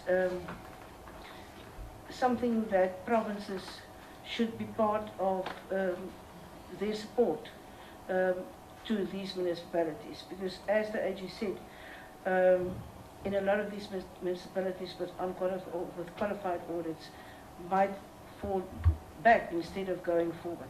Thank you. Thank you. Honorable Fonseca. Thank you, Chair. Good afternoon to the, oh no, we're not afternoon yet. I thought we would be by the time it got to me. But good morning still to the Minister, the Deputy Minister, the Chair, the AG. Thank you for the report. I quickly wanted to talk about the clean audits.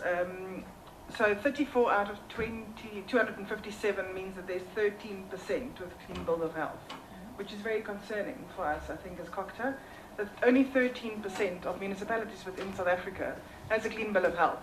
I've further broken them down, and 7% of them comes from the Western Cape. I've not done more. But if I look at the breakdown you gave on one of the slides, it said the Western Cape has 20, the Eastern Cape has 4, KZN has 4, the Northern Cape has 3, Mpumalanga has 2, Gauteng has 1, and then the Free State, Limpopo, and Northwest each has 0. So as this committee, we've been discussing the distressed municipalities, the dysfunctional municipalities, etc. And I wanted to find out, maybe from the AG, maybe from the department, I don't know who's going to draw the comparison, is that in those provinces where there was no clean audits, the Free State, the Limpopo, the Northwest, if there's a comparison to be made with how dysfunctional and distressed those municipalities actually are. Something the Honourable Kalipi said actually caught my attention, and I had to go look, because the interactive interface you have on the Auditor-General reports per provinces is actually quite nice. I've been able to just take some information. She spoke about Buffalo City and Tshwane. I've had a look at Buffalo City, and it looks like they've actually regressed in their audit opinion, but Tshwane has actually improved. So I'd like you to please unpack that if you can. Then we know the state of local government. It was now just, we've seen it. And you know, talking about the material irregularities, about the targets that need to be met, all these things, and what it does to the people on the ground. You know, if it's a gogo drinking from the same water stream because there's no piped water that animals drink from, or the hairdresser that has to close down her shop because a transformer is blown over a week ago and the municipality has not been able to actually fix that transformer. This is the state of local government, and it all comes down to poor planning, poor controls, and that is something I think this committee has grappled with for 25 years. Then I wanted to quickly talk about the unfunded budgets. it's a massive issue. And I mean, if you connect that with, say, for instance, the collection rates of municipalities and the ability of the accounting office to actually collect those rates, this obviously links with service delivery issues, poor service delivery issues, and municipalities or communities then actually robbed from service delivery. So you will now find that these municipalities specifically are receiving disclaimers or adverse or qualified. And it's those municipalities that now overburdens their residents with rate shocks. The municipality that I live in, which is Walter Sisulu Local Municipality in the Eastern Cape, a valuation roll was just done quite recently, where residents received rate shocks of 500% and more increases on their property rates. And this is to substitute now these material irregularities of them not being able to fix transformers, them having to pay massive Eskom bills and the like, the water boards that they owe money to. So the residents are now forced to pay all these rates and taxes that's been increased, but yet they don't actually get the services for it.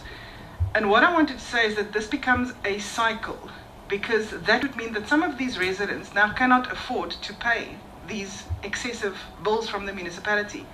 And then they then go into the category that cannot pay, and then you sit with unfunded budgets more and more. So there definitely correlations that we can compare and draw to attention, but I think this is something that this committee must really look into. Thank you, Chair. Thank you very much. I haven't picked up anything that the audit has said in relation to the indigent citizens. How are we doing on that side? We're at a very high cost of living, and the municipalities are at the forefront of dealing with this problem. What has been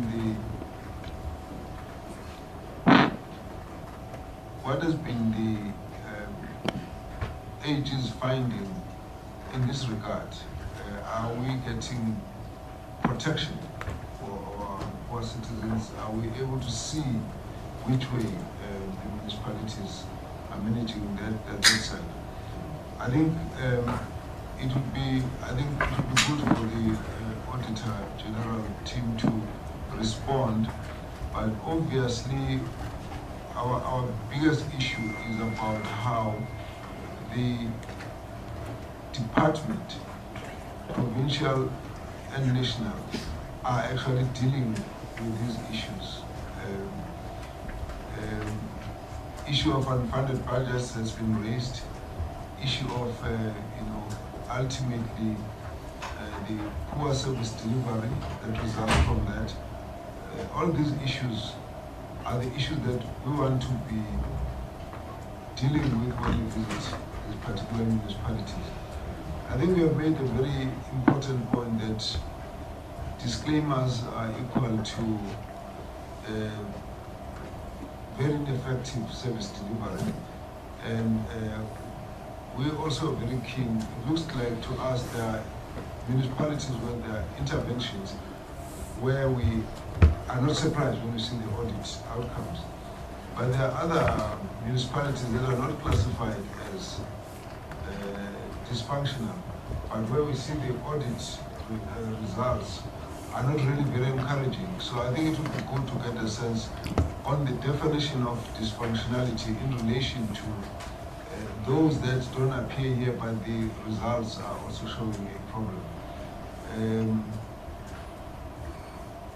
We discussed the issue of the impact of coalition government to service delivery, but I think we are quite conscious of the fact that it is not only just coalition government. Instability, political instability has resulted from inter-party, intra-party kind of conflicts. And again, there we need to be upfront to say that where those exist, it actually has an impact on the services. Our responsibility as we sit here is about how do we protect communities, how to make sure that we don't have sewage running down the streets, You don't have dump sites that are unprotected and people are getting infected from those. You don't have, rodents moving around causing diseases because of bad, maintenance. And you also want to, make sure that when, as the committee, we look at the governance of the municipality. There's no wastage, so that people, whatever little amount of resources that are available, we are able to deliver the best possible services, as it were. So we have taken that posture from here that we want to, strengthen oversight and accountability over those particular municipalities where there's already red flags that are showing. There are names here that are too familiar for bad reasons. Malutia Pofu, Titsowosha, you're getting a lot of those, but in Tuleni, the issues, and of course we've got a whole lot of other metros, Tswane, Buleni, Tewini, and so on. So all of these require us to work very closely. And so we just want you to maybe respond to the issues that the members have raised, but we need to get back to the minister to get a sense as to how are they going to deal with this. Because ultimately, the regression is visible, and of course, on the other side, we got a report that there is an improvement in the functionality of the municipality. We don't see that quite here, so we need to get that picture properly balanced. So let's allow Auditor-General to respond, and then we'll hand over to the Minister thereafter. Thank you very much, Honourable Chair, and I'd like to greet the Minister and the Deputy Minister. And thank you to the honourable members for the different questions posed to me. I'll focus on the questions posed. A number of the inputs were comments, which I find difficult to disagree with. So I'll focus on just responses to the specific questions. So Honourable Souls, you ask about the impact of our MIs and whether or not there's been evidence of fraud and criminal investigations that are underway. I'll give you a couple of examples. So back in 2019, there was a contractor that was appointed by Machabeng municipality to deal with a project on stormwater drainage systems. And they didn't deliver on this particular part of their project, and they were overpaid by just over 7 million rand. We picked this up as part of our audit, and we used our powers, which were still quite new at the time, to then raise the material irregularity, raising with the accounting officer who was in office at the time, the point that they needed to investigate and then stem the loss. We gave them the opportunity to deal with the matter. When we came back for a follow-up, because the law now requires we must follow up, we can't wait another year, we have to keep following up. So after an appropriate period, we followed up, we realized they were not acting on the matter. We then referred that particular matter to the Hawks for investigation. That referral was done in 2021. When we followed up with the Hawks, we had not yet received much feedback, but towards the end of 2023, we saw in the media that there were suspects that had been arrested in relation to this specific referral. Whether or not the 7 million rand will come back, we don't know at this time, but there are people who have been arrested and are facing criminal charges. And there are specific examples even in our general report. In Mogalakwena, Moshate Dam was an issue where there was a contractor who'd been overpaid.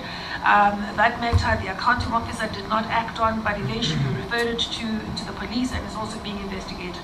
So there are people in different parts of the country that are facing charges related to matters we've raised in relation to our audits and using our powers. Perhaps whilst I'm still speaking about Machabeng, and I'll use the opportunity to deal with a question that Honourable Dirego asks about this use of consultants. In Machabeng, following the 2021 elections, there was now a new council and a new mayor came into office. We raised with this mayor a few issues around how the municipality was relying inappropriately on consultants for the sole purpose of compiling financial statements. And at the time, they were still getting disclaimers of audit opinion. The mayor then took up our issue and implemented a recommendation, which was that you've got to appoint people with skills to do the basics on a regular basis. You're not going to be able to continue to use these financial reporting consultants in this inappropriate manner. You're going to keep losing money, and you're losing the opportunity to build institutional capability. Following the implementation of our recommendations, a team of professionals was appointed full-time, permanently as officials in the municipality, and their job is to compile financial statements. That audit team has now moved from disclaimer, they moved into adverse and are now qualified. And when I talk to the team in the Free State, the members of Team AGSA that audit that specific municipality, they tell me that they can see evidence that the movement is in the right direction, and they have every confidence that if these basics continue to be implemented by these appointed people, the municipality will even move out of qualified. I raise this to highlight a couple of points. One is this issue of using consultants inappropriately often is because there isn't attention to building institutional capability. The issue can only be resolved by political will and a decision to invest in capability for the institution. And this issue takes time. They didn't move out of disclaimer in 1 year. They moved out of disclaimer into adverse and then into qualified for the subsequent period. And it's going to continue to take this consistent focus on building capability to get the basics done. There was a question that was raised by Honorable Musini, I think it is, about the outstanding audits, and I think it came up again. So it's names you've heard before. Dijobotla has been outstanding for 2 years, Maluda Pofung for 3 years. And as to why that would continue as a norm for many years, our analysis of it is that it's political will. What have we done as Team AGSA? We've given insight as to what actually happens in those municipalities where there's non-submission of financial statements. We've given insight as to the responsibilities of the different players in the ecosystem, giving specific recommendations as to what the province should do.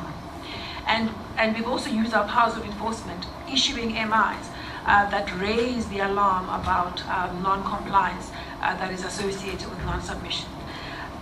As a consequence, there's been action in this regard. We can't go and compile those financials, but we can offer support by giving insight, by giving influence, by using our influence, but also by using our enforcement powers. And out of that, we've been able to get submissions much, much improved. If you look at the Free State, the rate of submission has increased significantly over time. And it's because of the time we've been investing in engaging with the provincial leadership, starting with the Premier, working with the provincial treasury, as well as the provincial COPTA. So I hope that answers the question as to what we've done and how we're doing it. The law provides, the MFMA provides that every municipality should submit financial statements to the AG for audit by the 30th of June. Or pardon me, the 30th of June is the financial year end, I beg your pardon. The law says they must submit those financials to us for audit by the 31st of August. So we are now in the final days of awaiting submission for municipalities for this new financial year. We are required to then audit and finish those audits by November of that year, and those audit reports should be tabled with an annual report in council and processed by council by the 31st of January the following year. That's what the law provides for. If municipalities deal with these responsibilities as designed, the audits continue and be able to finish them on time. It's only in rare instances where they submit late. So for example, in the Free State, some of the non-submissions were cured by submissions, but some of those submissions, because they were multi-year, were late this year. But we'll get that out of the system. It remains our fervent hope that the 7th administration in each of these provinces will continue on this work started by the 6th administration and not go backwards. Otherwise, we'll still be talking about poor submissions, late submissions, disclaimers. We've got to build on the momentum that was there at the end of the term of the 6th administration. Honorable Direko, you ask about the role players, political interference. I'll answer it this way. The MFMA places specific duties and responsibilities on the accounting officer, the MM, and the Public Audit Act requires that we audit that which has been done by the MM, and our report in many ways engages with the role of the accounting officer. We don't audit what happens in the realm of the political playfield, let's call it that. That's not to say that we don't see the impact of political instability on the administration, which is why we can raise the matter quite sharply. We similarly raise a matter about the need to capacitate those political representatives that end up on municipal councils. If you look at the law relating to what is the council's charge, it's imperative that there be decisive action to equip them to engage with those duties properly. There are far too many political representatives that don't have the ability to live up to the expectations that come with the role that they have. So it's imperative that there be a coordinated and decisive effort to deploy people who can do the work and then to invest in their ongoing capability. Then there was a matter about the fruitless and wasteful expenditure around how does it impact service delivery. So what we see is that cash flow concerns in a municipality, unless reined in, continue to weaken the institution. So if a municipality doesn't have the resources to invest in the capabilities it needs to do its billing, they're not going to be able to even collect correctly. Then they don't have the cash they need to pay their suppliers, let alone the cash they need to maintain their infrastructure. When they don't maintain the infrastructure, they end up incurring financial loss through distribution losses on electricity and water. And then the cycle continues. So the ability of municipalities to get out of that space then becomes quite constrained, especially as resources get worse and as residents are unable to pay for the services they do receive. What's the remedy? There are policy decisions to be made around the funding of municipalities and the demarcation. That's not our space as the Auditor-General. Ours is to look at the key disciplines that would make for effective and efficient deployment of the resources that municipalities do have in their hands. So you'll find that many of our messages relate to the need to build institutional capabilities to get municipalities to do what they're supposed to do with the resources that they have in their hands. Honorable Bosch, I think I've answered the question about Maluja Pufung and why the audit is not done. And much of the submission problems we lay at the door of the political leadership. Honorable Ndama said the 19 municipalities that are qualified, they are the ones who struggle to get projects done properly, and they don't even get the projects put into their books properly. When I say getting a project done properly, it is about making sure that you can prepare a project, have it implemented properly, monitoring the consultant, or the contractor, having appointed a contractor that's most suitable, who's able to get the job done, and then monitoring that contractor effectively and putting in place the type of controls that make sure that you get good quality for the amount of money you're spending. In the work we've done, and maybe I'm coming to Honorable Mkalepi's request or question about did we go and inspect projects? We were deliberate about going to inspect projects.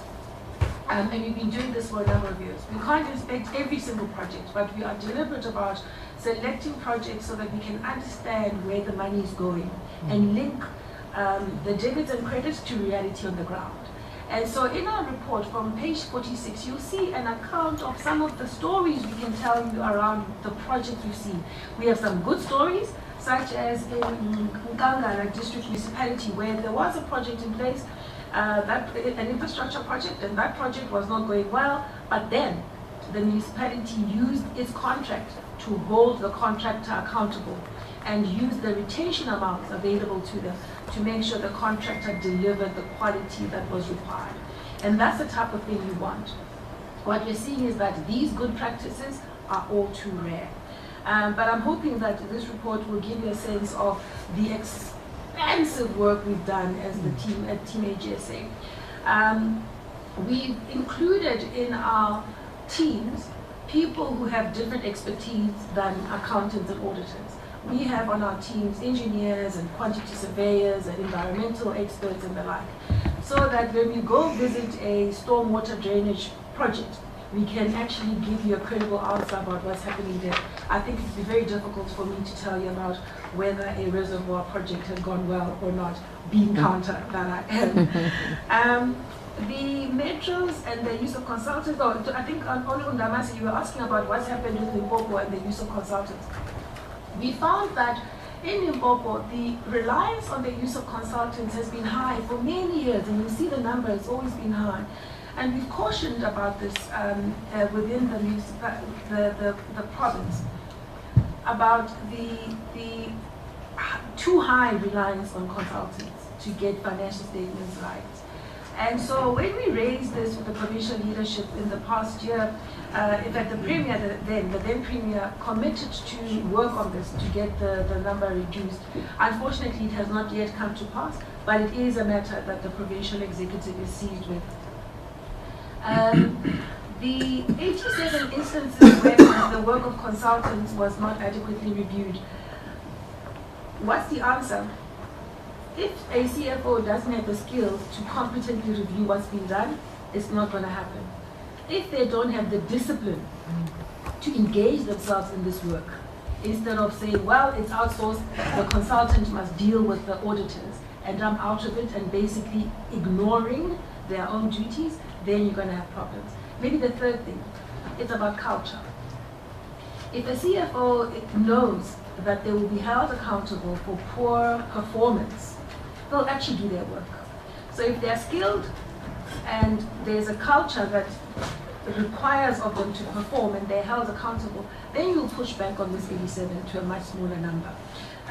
So that's the real issue. And where consultants don't deliver, we highlight that 4 number to demonstrate that part of the reason we're not getting full value out of the use of consultants is, yes, a small component around consultants that don't deliver, but much of it is about the fact that the people appointed as the stewards and officials responsible for running government are not doing their job.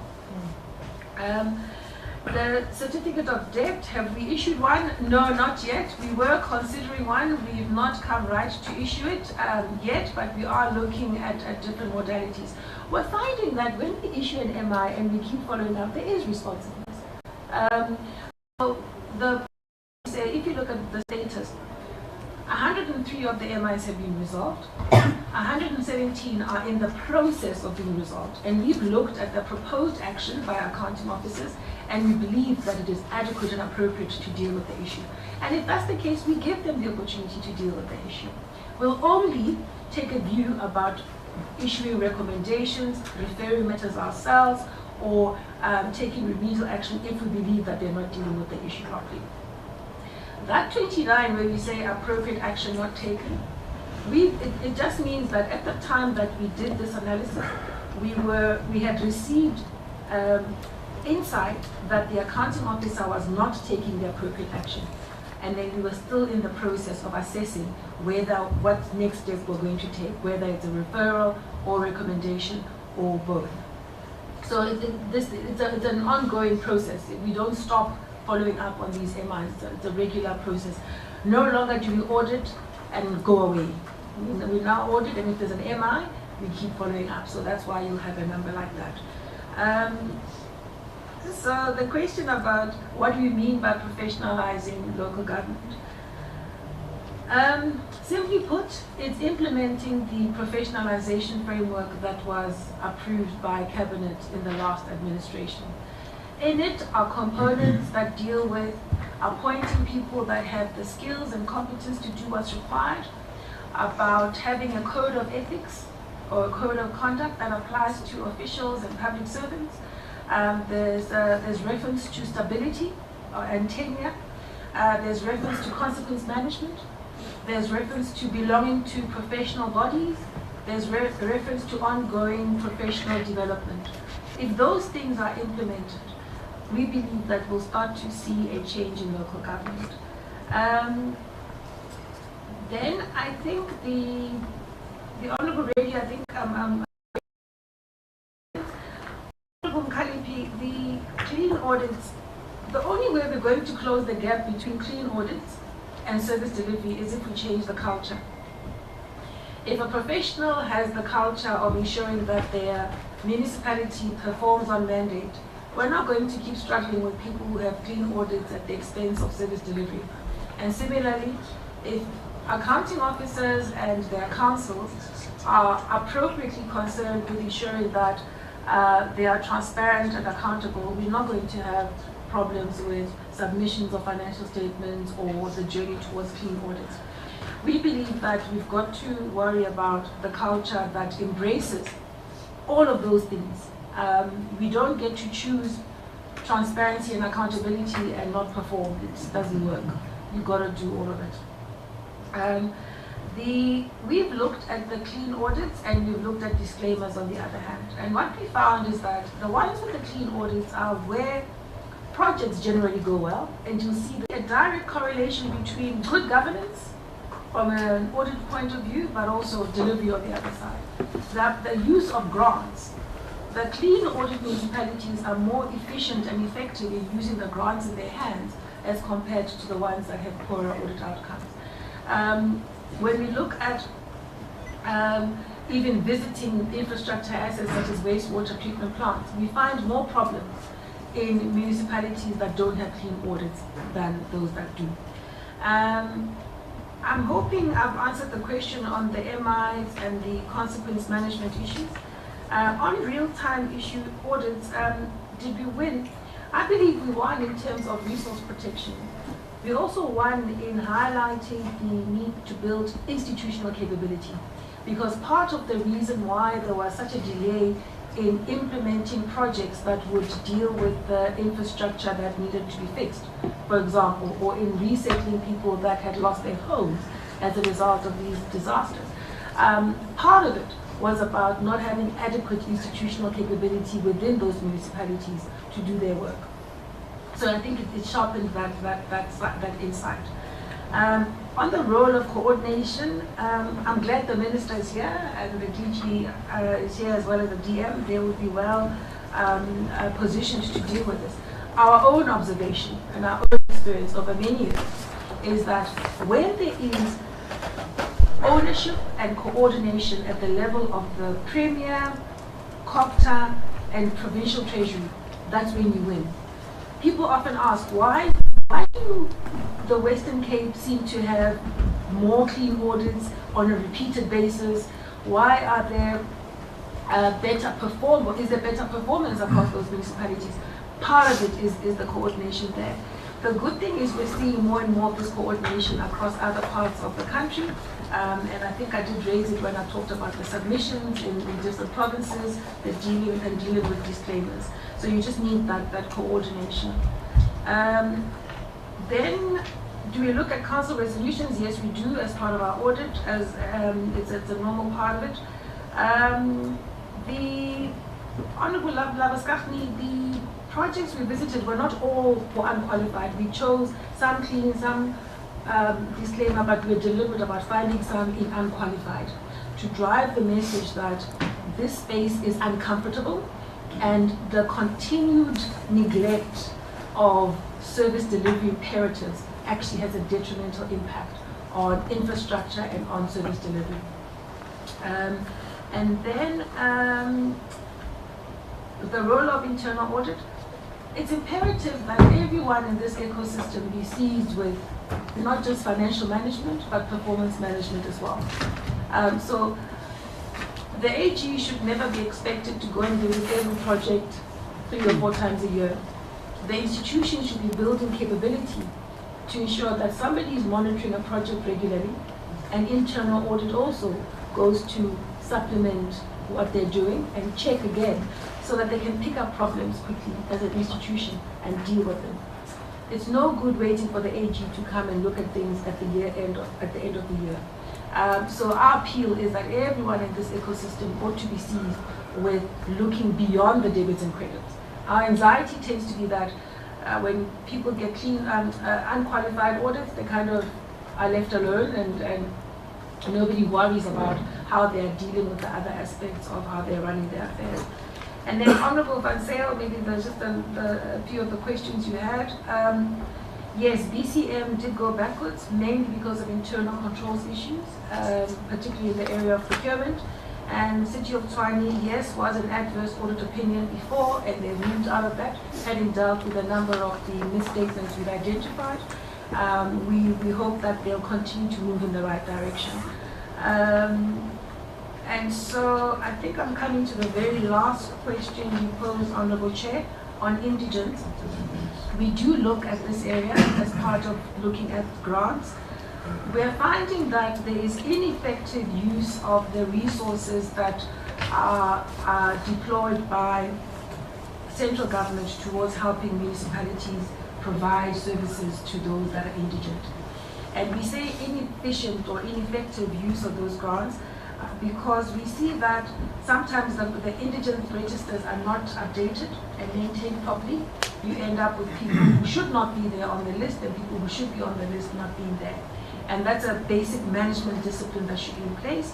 And sometimes we find that that money is not then deployed towards supporting those indigent families with access to free water or a particular volume thereof, or even access to electricity. And the classification of dysfunctional municipalities, I'm sure the Minister and DM and DG will be well versed to respond to that. But I do take your comment that we ought to be working together to make sure that we're not missing each other on what we see and what they see. And I want to give you the assurance that we are dedicated to deepening that collaboration. Thank you, Chair. Thank you very much. AG, because we are aware you have some other engagement coming from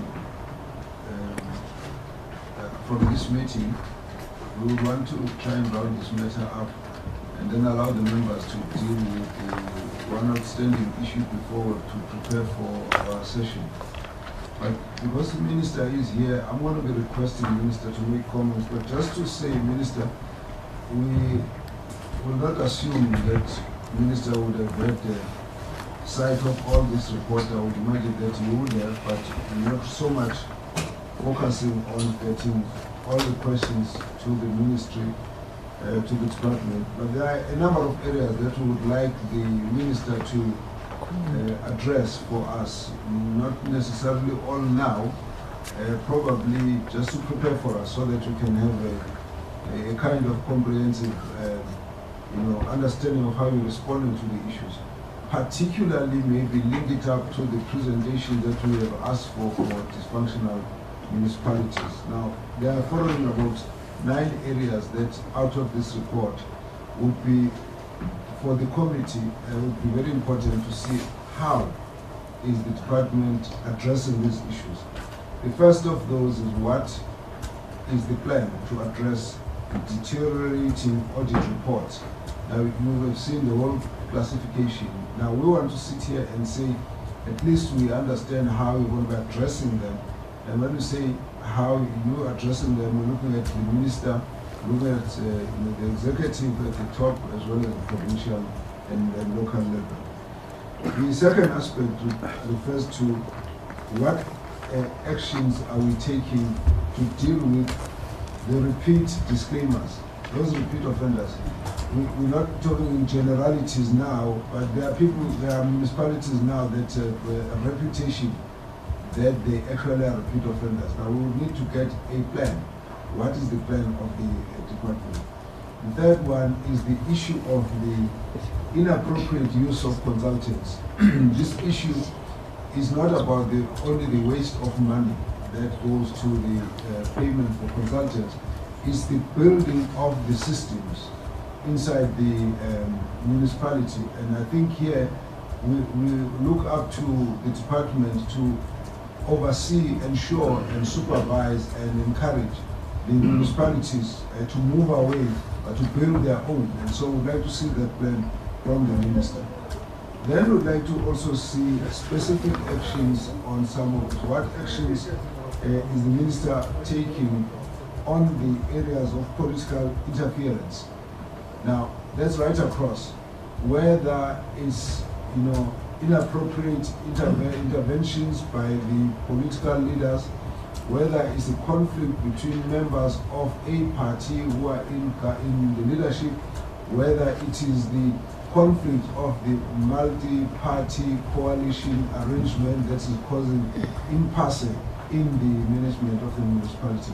What is the department doing about it? It's going to be something that some department must be able to take action on that. Then of course the other one, which for us is big, what is the action? And this again is targeted because they've been lifted up by the AG. What is the action that's been taken to those municipalities that have misdirected conditional grants? We've got grants, but they go and use them for something that they're not meant for. We'd like to see that what is the action at that level. Then, of course, the next area relates to the financial management issues, issues of revenue and expenditure, but in particular the unfunded budgets. How do we stop that? There should be a deadline that says from now on going forward there can't be anyone who's got an unfunded budget. Full stop, and then the minister shows us what it is planned to do with it. Then of course the other one is what action, what consequences, and how do we deal with them for the correction of unauthorized expenditure. That again is something that's been lifted up here, a huge amount that needs to be focused on. Then the last two will then relate to plans to deal with consequence management on actions that have been identified in the Auditor-General's report. We wouldn't like it to go to waste. Now, certain things have been identified by the Auditor-General, and so we'd like to know what is the action that's been taken, so that next year we don't have to ask that question again. We need to be, as part of the response, we'll be knowing that this is what the AG has done. Now, the AG has been given extra powers, but part of the powers, you can see that the AG is actually more a support structure rather than the one that should actually be on the sharp edge of action in relation to consequence management, except if we can't extreme. The last one is criminal investigations that would have actually arisen as a result of the revelations from the Auditor-General's office. I think, Minister, you obviously are going to give us a lot more of the insights into this matter, being the head of the portfolio. But I think for us, if you're not ready to deal with that now, that will not be our issue, because we're just raising the issues. But we will say the minister be prepared to come back and then give us a bit more insight on these issues. As I said, preferably at the time when we have to deal with the details of the dysfunctional municipality, because it's all linked at this point. So it would help us as well to see that there is now a correlation between what you see as dysfunctionality and what the audit outcomes that are deteriorating. I think then, from that point of view, it helps the committee to be able to conduct oversight responsibility. May I then hand over to the Minister to make your comments. Thank you. Thank you very much, Honorable Chair Kawazela. Greetings to the Deputy Minister, greetings to the Auditor-General and her team, and greetings to the honorable members, the DG, and all senior managers present. Firstly, Honorable Chairperson, as our apology was recorded, if there is a cabinet committee, it is compulsory. As members would know, that is why we had to join late. And if it is on Wednesday, clashing with the cabinet meeting, it is compulsory on my side. That is why I couldn't make it last time, but the DM led the team. Firstly, Chairperson and honorable members, we will come back with more details on the 9 items the Chairperson raised.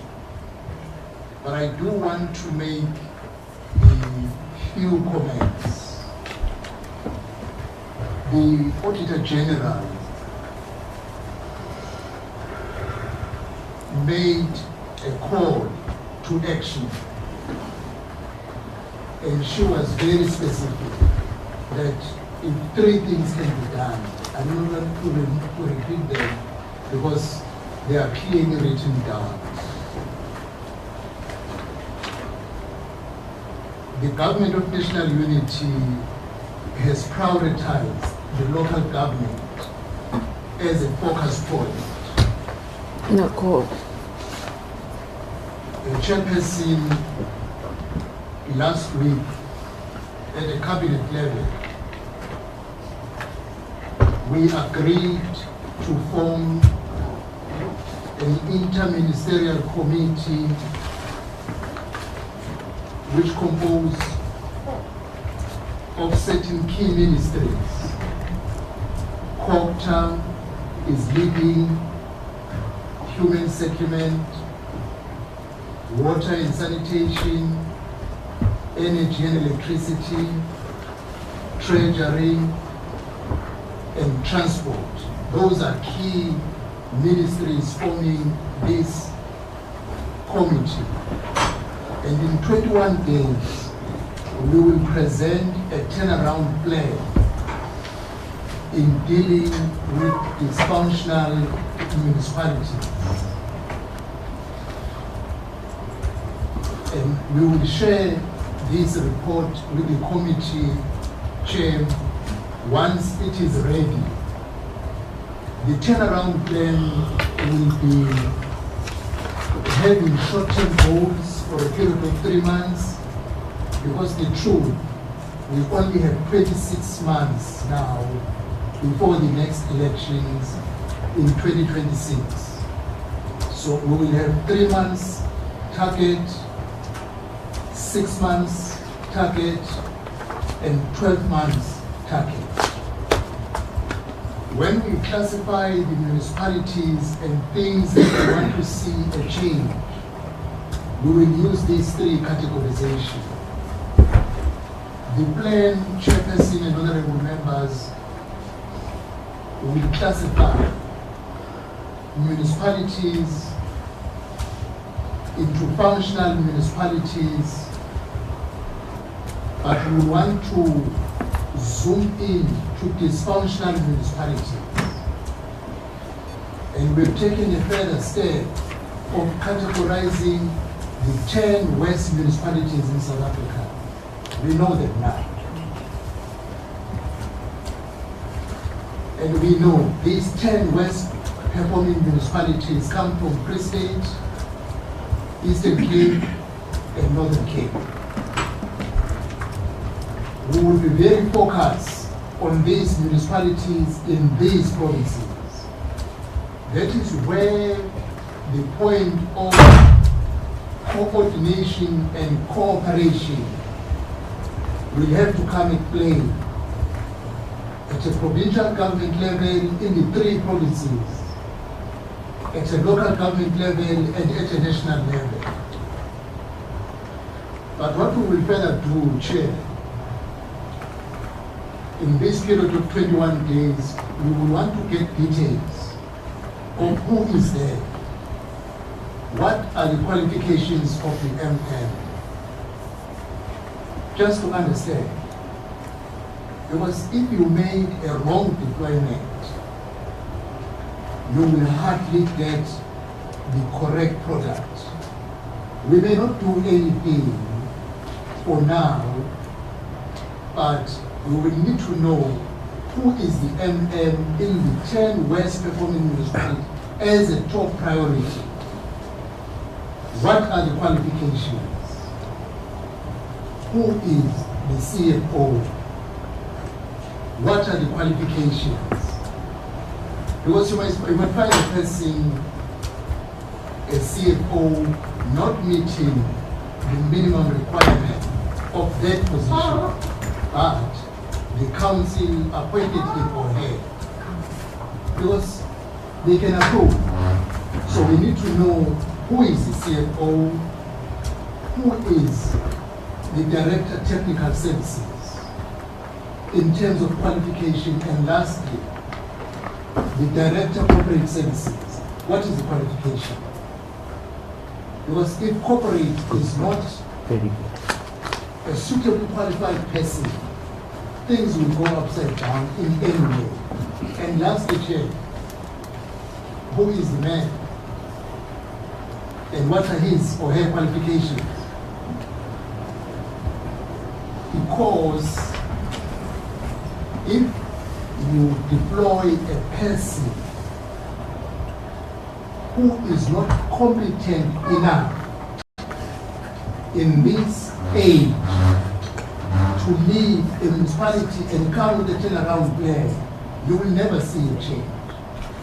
And these issues, Chair, the Speaker, what is the competence of the Speaker? Just to share one item, Chair. A Speaker can preside over a meeting that takes a wrong decision. And they record the decision as a council decision. But if you say in terms of the law, this is wrong, then you go to the competence of the Speaker. We need to understand that in the 10 worst performing municipalities, who is there? You can come with a turnaround plan. They might not comprehend it because of the level. This, therefore, Chair, we have to talk to political parties deploying these people. Because we raise them these issues that if you want to intervene at Maluti Apoko, I was looking at this municipality, Chair, in 2009, they got a disclaimer. So they have a history of the claim, of the status 2009. And if you look in terms of the submissions to AG for 3 years, Maluti Apoko is not submitting the full complement. Now, there should be a political will from people who deploy these people. Check. A municipality that is failing to submit what is due first year, second year, third year, there should be a message going to a person who deployed that person. And we will raise it that you see there are political issues. If you keep a person who is not competent, I know it is the function of the officials to submit. But a mayor should say, why should I keep you as an MM and CFO if you don't submit the AFS? That question must be raised by a mayor. Because the mayor must say, if my party discharged me to do this job, and I am failing, and they withdraw me, but you will go first before I leave. If the mayor doesn't have that command, people are just ignored. So now, Chair, there will need to be a political will at the end of the day. And we will raise this matter sharply that this is a turnaround plan, but it must be accompanied by a political will. We will need, Chair, the message that we will be conveying even to the Cabinet, to the Parliament, to this committee, that when it is time that we must be decisive, we must be decisive. Chair, you will know there is a municipality where the Cabinet resolved to deploy under Section 154 a Cabinet representative. The municipality is refusing to accept the person. Why do you allow them to do that? Because it's either you accept the person you deploy to assist you. If you say, I don't want this person, you must escalate to a position of dissolving at the end of the day. Because why do you keep a municipality for 5 years that is not performing? When you want to give support, they say we don't want support. Then why are you not being decisive on the matter? So now we will categorize these municipalities. That here you need an extra support bearing in mind it's only 2 years to go to the next election. But in a period of 3 months, 6 months, 12 months, there should be a tick. And if there isn't a tick, there should be a message sent across that it can't go as normal for the next 2 years, except if you cooperate. Chair, there was a question of the relationship. Indeed, there is the AG explained it very well. There is a relationship between a dysfunctional municipality, a disclaimer, and non-submission. I'm not saying Maluti performed what they did not submit before Kony is going to be disclaimed. But looking at the history of the municipality, it's dysfunctional, doesn't submit, and has a history of disclaimers. So this is all what we will be looking at, and the issue of the use of consultants, Chair. We will be guided by law, but we need to raise a question that why isn't there a clause to the consultants that if you don't deliver, what are we paying you for? If you give us a disclaimer, why should we pay you? Because what are we paying for? Now, in terms of the plan, Chair, on the question of the consultants, I think we'll come back with a very informed position. But from where I come from, Chair, we at one stage hired a person to collect us the money from people who were owing us. And then he wanted to charge us even if he had not collected anything. And I said, what are we paying for? Because you must pay on the basis of what you collected. If you did not collect anything, we don't pay you anything. And we became enemies. I said, no, wait, I'm paying you. Because we are paying for a service to you. So now a similar approach. But there is a complexity, Chair, here.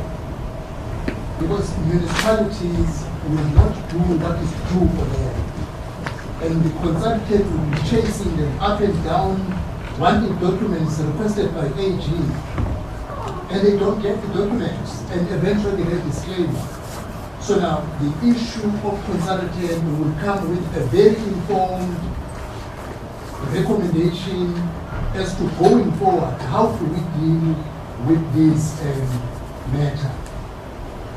Chair, on the issue of the Section 139, 154, we will need to do an audit. There are municipalities that are under administration for more than 10 years. I come from Kanyawood. It has been under Section 139 for more than 10 years. Clearly, it is not working. Why? Probably you need to question who are these people deployed there and what competencies they have. I'm saying this one, Chair, because I know the history of Kanyawood and people who were deployed there. As a councillor, I had issues that in all municipalities these people have been, they have never turned the municipality around and been having achieved what they were deployed for. They are only removed because there are issues, they are placed in another municipality. We need to have a different approach now as to why other municipalities stay for too long under Section 139. Where is the problem? We will give a response even on that one. And of course, the alignment, Chair, I must indicate, like Echewini issue. We were there in Echewini a week ago because there is one Section 39, there is 154, there is Presidential Echewini Working Group, and we agreed that all these sections must work together. Because if there is a duplication facing different directions, we will never achieve what we want to achieve. And lastly, Chair, as the Auditor General indicated on the question of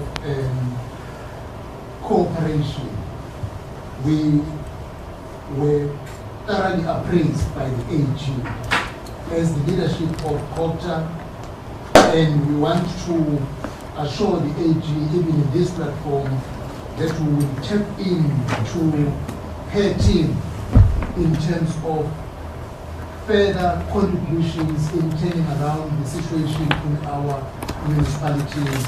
We are determined to come with a new approach, but what will determine everything is the political way to take a decisive action when a need arises to do so. Thank you very much, Chair.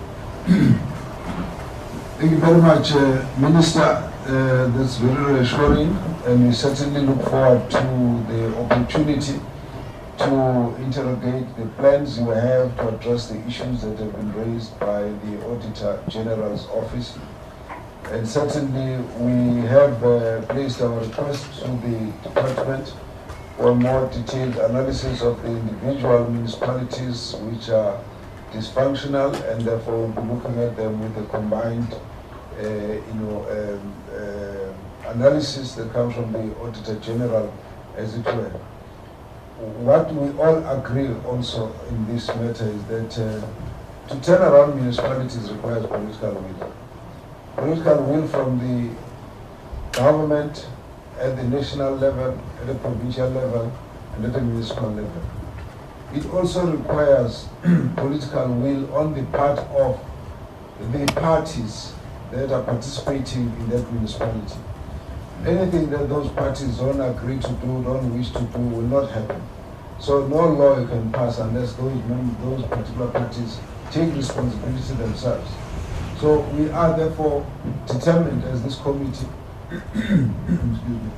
to give support to ensure that there is accountability on these matters, to ensure that there is consequence management, to ensure that there's a turnaround. Because at the end of it, it's all in support of service delivery. Without these basics being in place, you don't expect service delivery. Therefore, you can't be surprised that there's a public discontent, there's a mass demonstration, there's a protest on the basis of service delivery, when in fact you've already got a warning from the Auditor General telling us that they are not managing properly. It's only just a matter of time before the public response on such issues. So we need to say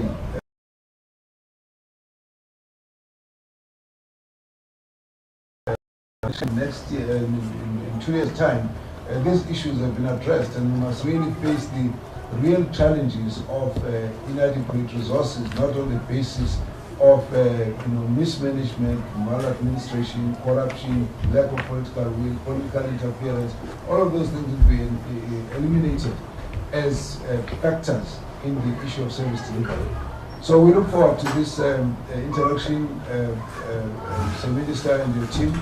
And thank you once again for your comments as well as your presence together with the Deputy Minister and the department. Let me take this opportunity now to... Just 1 minute, Chair. Just for me, check 2 things. Just for sharing. Doing things different.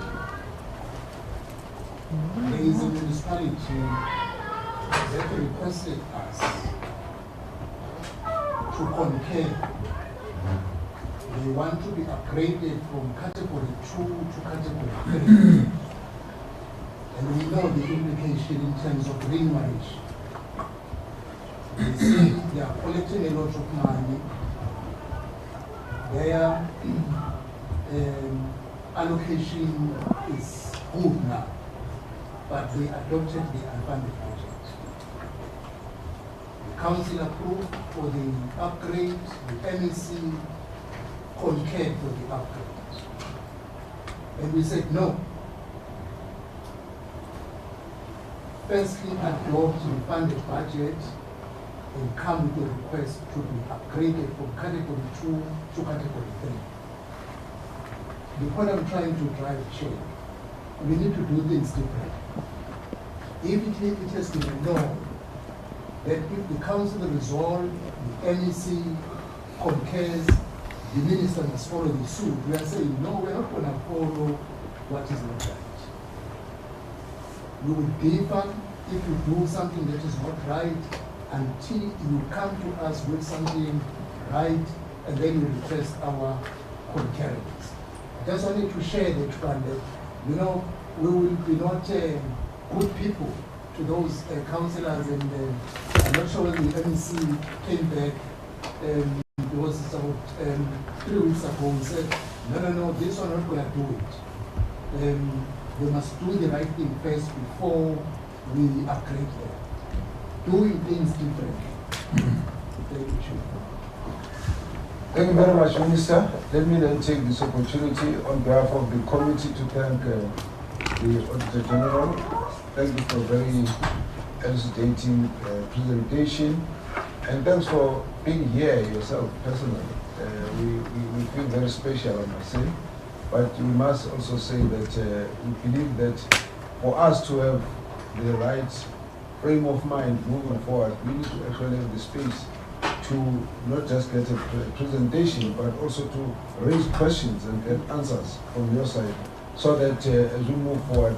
On the other hand, of course, you also have to account to this parliament as well, and therefore to each and every one of those that have to deal with your report. We need to also look at how the institution itself is performing. So that for us has also been quite encouraging and quite satisfactory.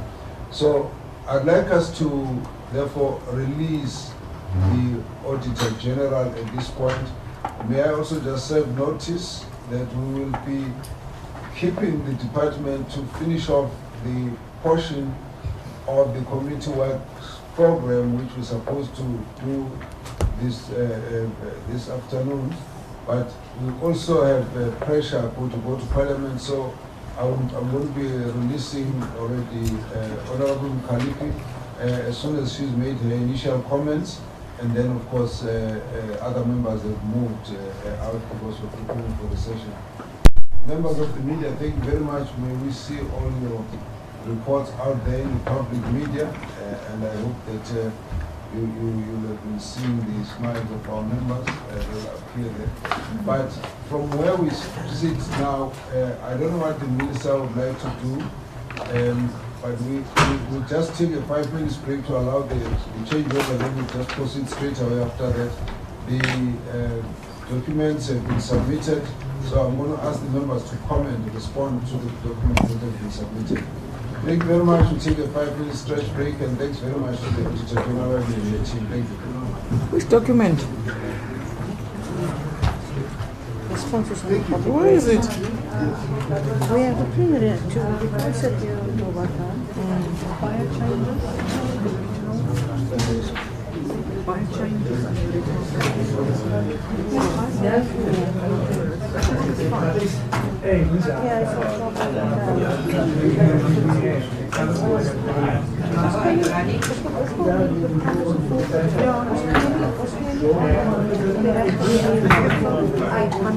Banka, where's the homework? Where's the homework? Uzomona lapha ya.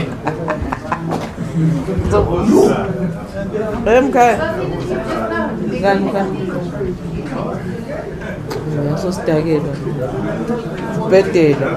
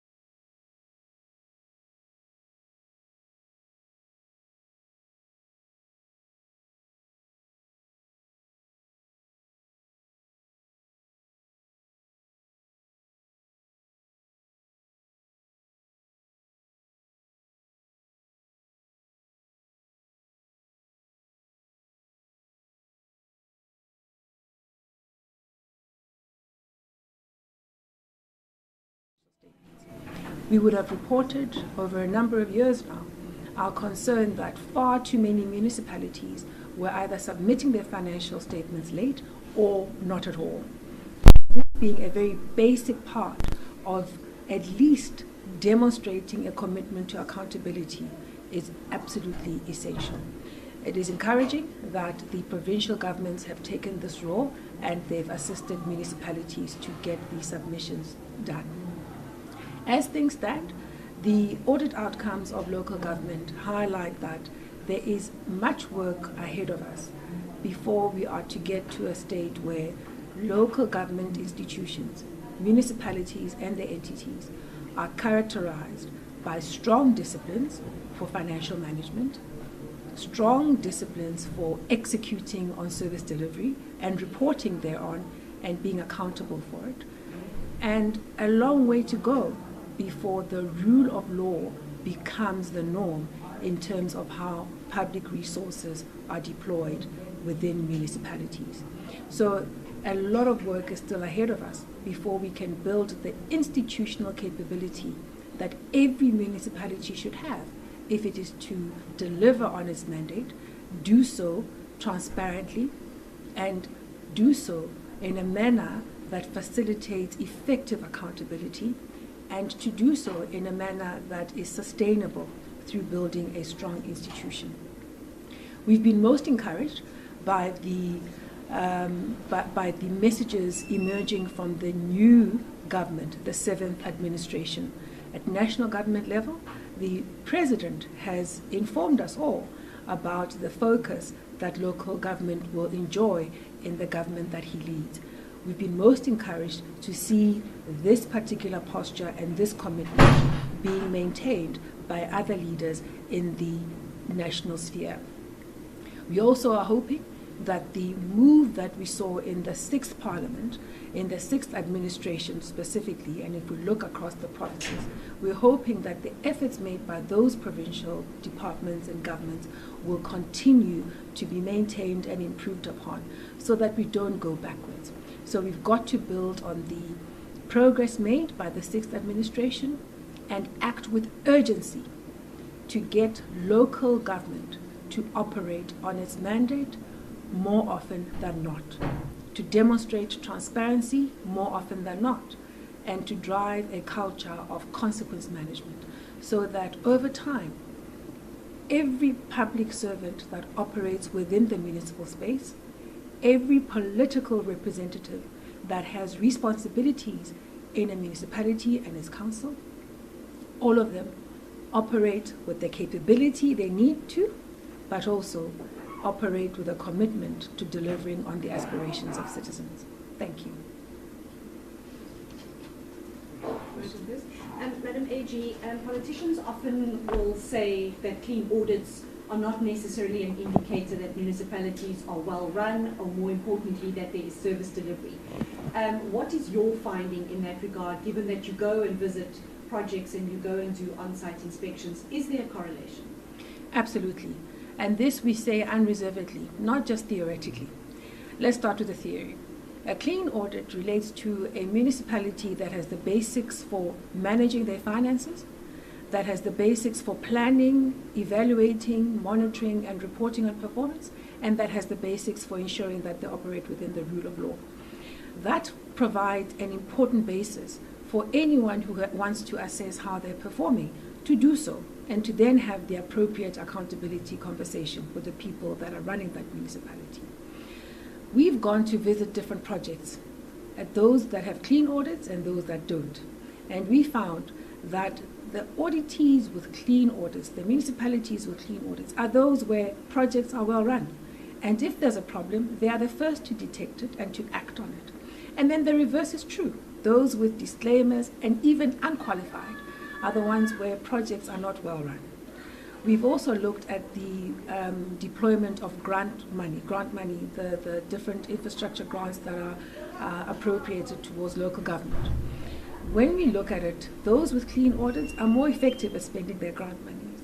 And the ones that are not clean audits are the ones where you find underspending, or worse still, inappropriate spend, in that the money is spent on something other than the intended purpose, and probably even worse, the money that is spent on a project doesn't deliver quality outcomes, in that that project is either delayed, or there's overpayments, or there's poor quality, and as a result, the degradation of infrastructure continues, the overextension of existing infrastructure continues because new infrastructure is not put into the ground, and all of that compromises service delivery.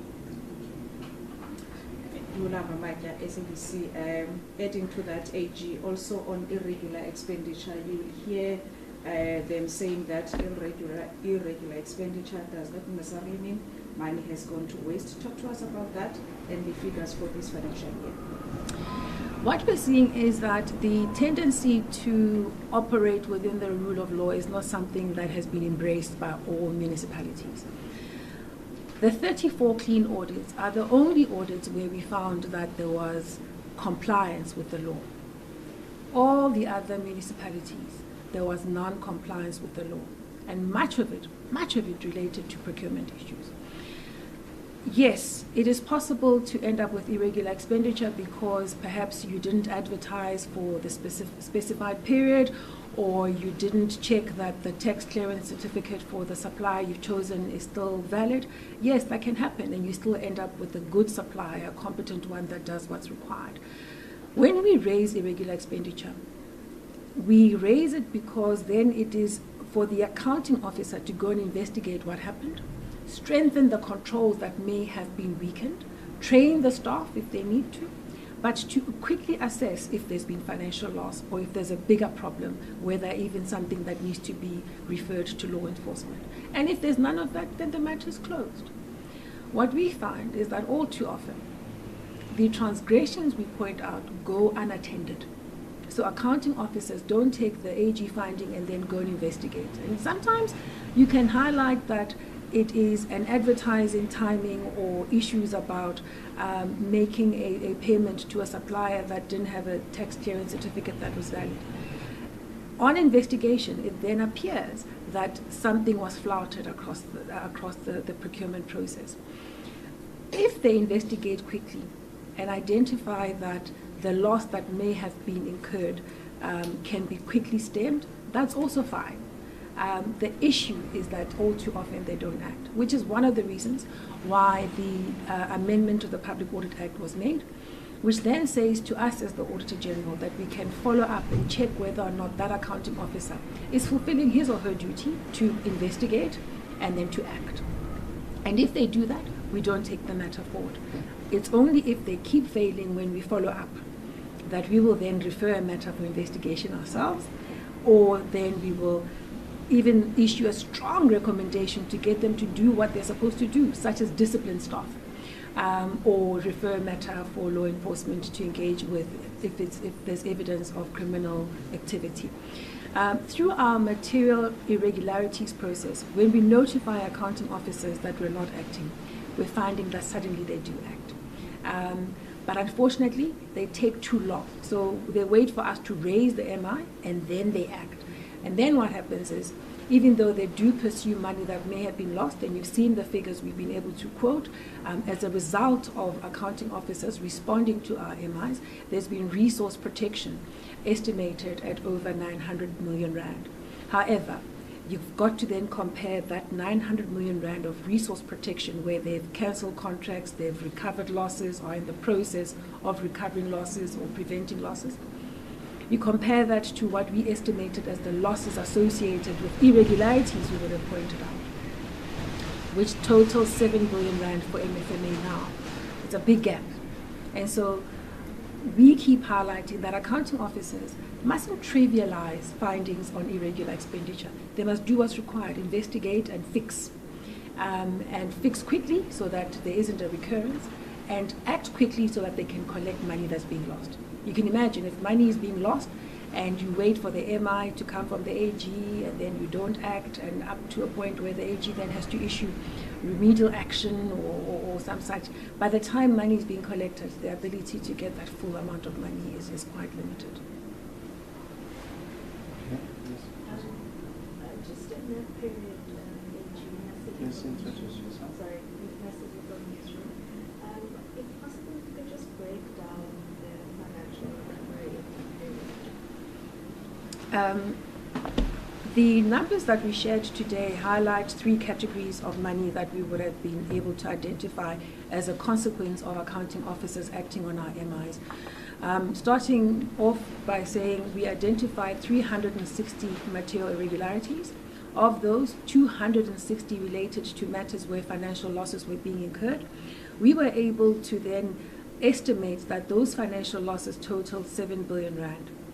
Out of the actions of accounting officers as we kept pushing and following up, there's been money that's been recovered to the tune of 261.68 million rand, financial losses prevented of 218 million rand, and financial losses that are in the process of being recovered of 444 million rand. That's a total of 924 million rand. One last question, Lindsay, from Eyewitness News. You've spoken a lot about metros. One would think metros would be improving and assisting municipalities, immediate municipalities. Why, in your view, do you think metro municipalities are not improving in their audit outcomes? What we've witnessed is that metros, yes, indeed, should be able to hire the skills that they need to deal with the complexity of their mandate. And they should be able to retain those skills, especially given their geographic locations. Too often that doesn't happen. The people in those roles either don't have the competence or there is such instability that they never really become au fait with what it is they're supposed to do. There's a direct correlation between municipal effectiveness in terms of delivering on mandate and even audit outcomes on the one hand, and the stability of people in the roles, especially of municipal manager and CFO.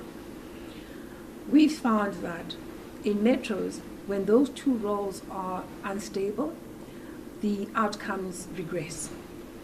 Those 2 roles are often unstable when there's political instability at council level. And there are a number of metros across the country that have been affected by political instability, and some of them for many years. And the longer that continues, you find that the institutional capability continues to diminish. Anyone in any role, even if they're competent, they need time to do their work, to get to know how they're going to build a team, make sure that team knows what they are doing, and build the disciplines of tracking that team. If you don't have that stability, you really are not going to win. Thank you very much, colleagues. I hope your noise cancellation could resist the noise.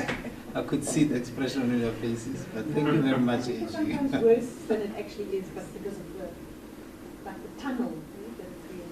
Oh, yeah. That makes it But thank you very much, always. Thanks for coming. That's the end. Thank you. Thank Thanks, you very guys. much. Thank you. Thank you.